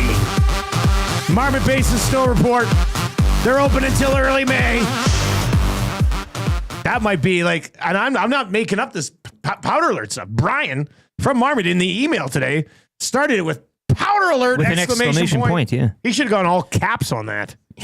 That's what he should have done. Justifiable. All right, dive into the wrap here for William Huff. If you want your place to look as good as ours, and ours looks pretty good both in the studio and outside of the studio, all you have to do is go to williamhuff.com, www.williamhuff.com. They sent a number of families very happily to the Oil Kings game last night. The Oil Kings come away with a dub. Game winner went in the final Dramatic 5 minutes. Fashion, yeah absolutely. So game 4 tonight, 7 o'clock. Great game to be at last night. And 7 o'clock puck drop tonight for game 4 of that series. What did we learn on the show today, guys? Well, the CFL has a commish. Yes. And the Padres locking up Jackson Merrill as well. 9-year extension with him. Yeah, 135. 135. So, a couple of things breaking this morning. God, $135 million. Can you imagine that? The CFL commissioner news is pretty big, though. Yeah, that was the one. Coming off the report yesterday, confirmed this morning. Stuart Johnston will take over. But I do love, he won't, till later in the month, but he's like, I'll see it. I'll already I think he's given himself a 2-week window to set up CFL season-long fantasy. Prove us wrong, Stu. That would be great. All right, let's get to your sound of the day today. How do you not go back to a guy who's got 52 snipes this year? Try. Try, try, try, try, try.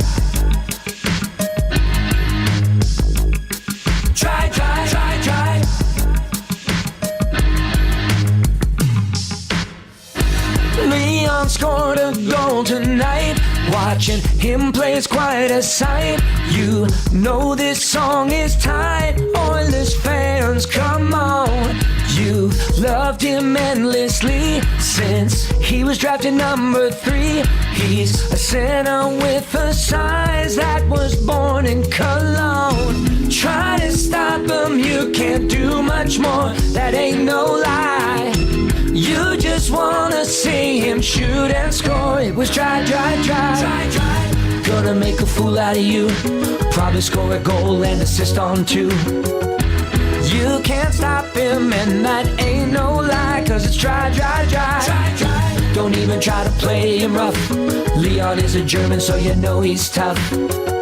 His hands are crazy and Aikens loves his eyes. Yeah, it's try. Gonna make a fool out of you. Probably score a goal and assist on 2. Finally looked at you. God, Eric was staring into the side of his brain there. Trev was not paying attention. Our song's brought to you by Totem Outdoor Outfitters. New gear, used gear, trading consign. Sport for every season with hockey equipment and skates ready to go year-round. Family store that takes pride in finding the right fit for you.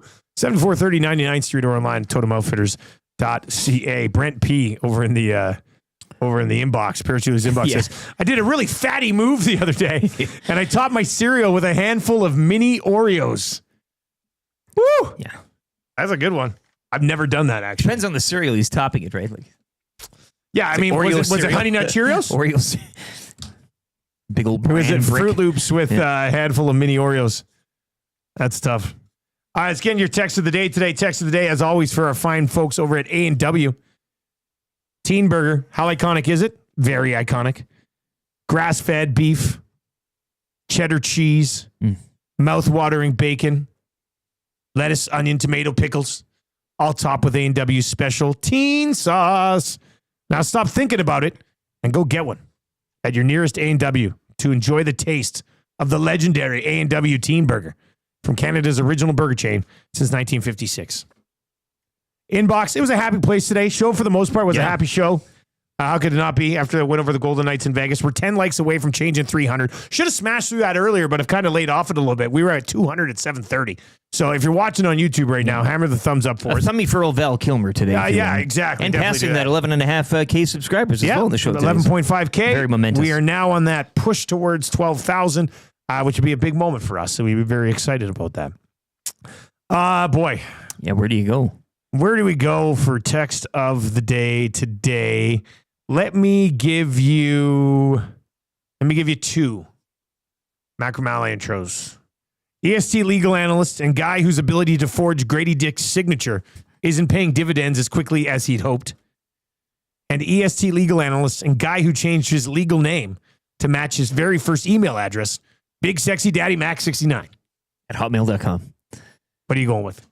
What's the text of the day? I defer to Trev. Trev, are you going with Grady Dick's signature or first email address being Big Sexy Daddy Mac 69? Oh, I like. Remember, you are very much going to let somebody down with this decision. Yes. 69. I knew you'd pick that, you pervert. Dirty old boy. I knew it. Dirty dog. I knew it. All right, Tommy Rebella, congratulations, buddy. You win text of the day. 69. We also have those tickets to give away to, remember earlier in the show? Yes. Tickets to Bids for Kids. Make sure you grab somebody for that. There's a bunch of people who texted in. You betcha. And they'll have more tickets, 2 more tickets to the Bids for Kids event with Kids Sport presented by GS Construction on the Reed Wilkins Show later on today. So we'll be listening for another chance there and then join us next Tuesday for which will be a great event. The Ford brothers will actually join us on the show tomorrow. We talk about fantasy. Superflex League, Quarterback League, Trey Ford, top 2 pick, Rourke and Ford this year. Top 2. You're going to get more of the legs from Ford than Rourke. It's the passport too in our league. It's yeah, those are big moments. All right, do it, Trev. Changing 100. Beautiful. Changing 300. That's great. We'll set up the Edmonton Oilers, the San Jose Sharks, who play like way into the night tomorrow night. But we'll set that up tomorrow morning on the show. Scalding hot takes as well. I have both things right now. So we'll get into that. I have a take. You have a take as well? Oh, good. I need 4 more. You got 4 more. Maybe. You got 1. All right, for YouTube, Trev and Lieutenant Eric, I am Dustin Nielsen. Stick around. The Hangout is coming up. What we got? Tommy, we got Maddie, Belzy. It's a Wednesday. Belzy will be in. And Jasmine, too. Oh, boy, what a hangout today. Jasmine, Belzy, Tommy, Maddie. If you're watching on YouTube, turn on the autoplay. That'll take you right on over. And if you're listening on TuneIn or iHeart or EdmontonSportsTalk.com, the Hangout firing up in less than 5 minutes. Do not go anywhere. I'll talk to you in the lock shop. Take it easy.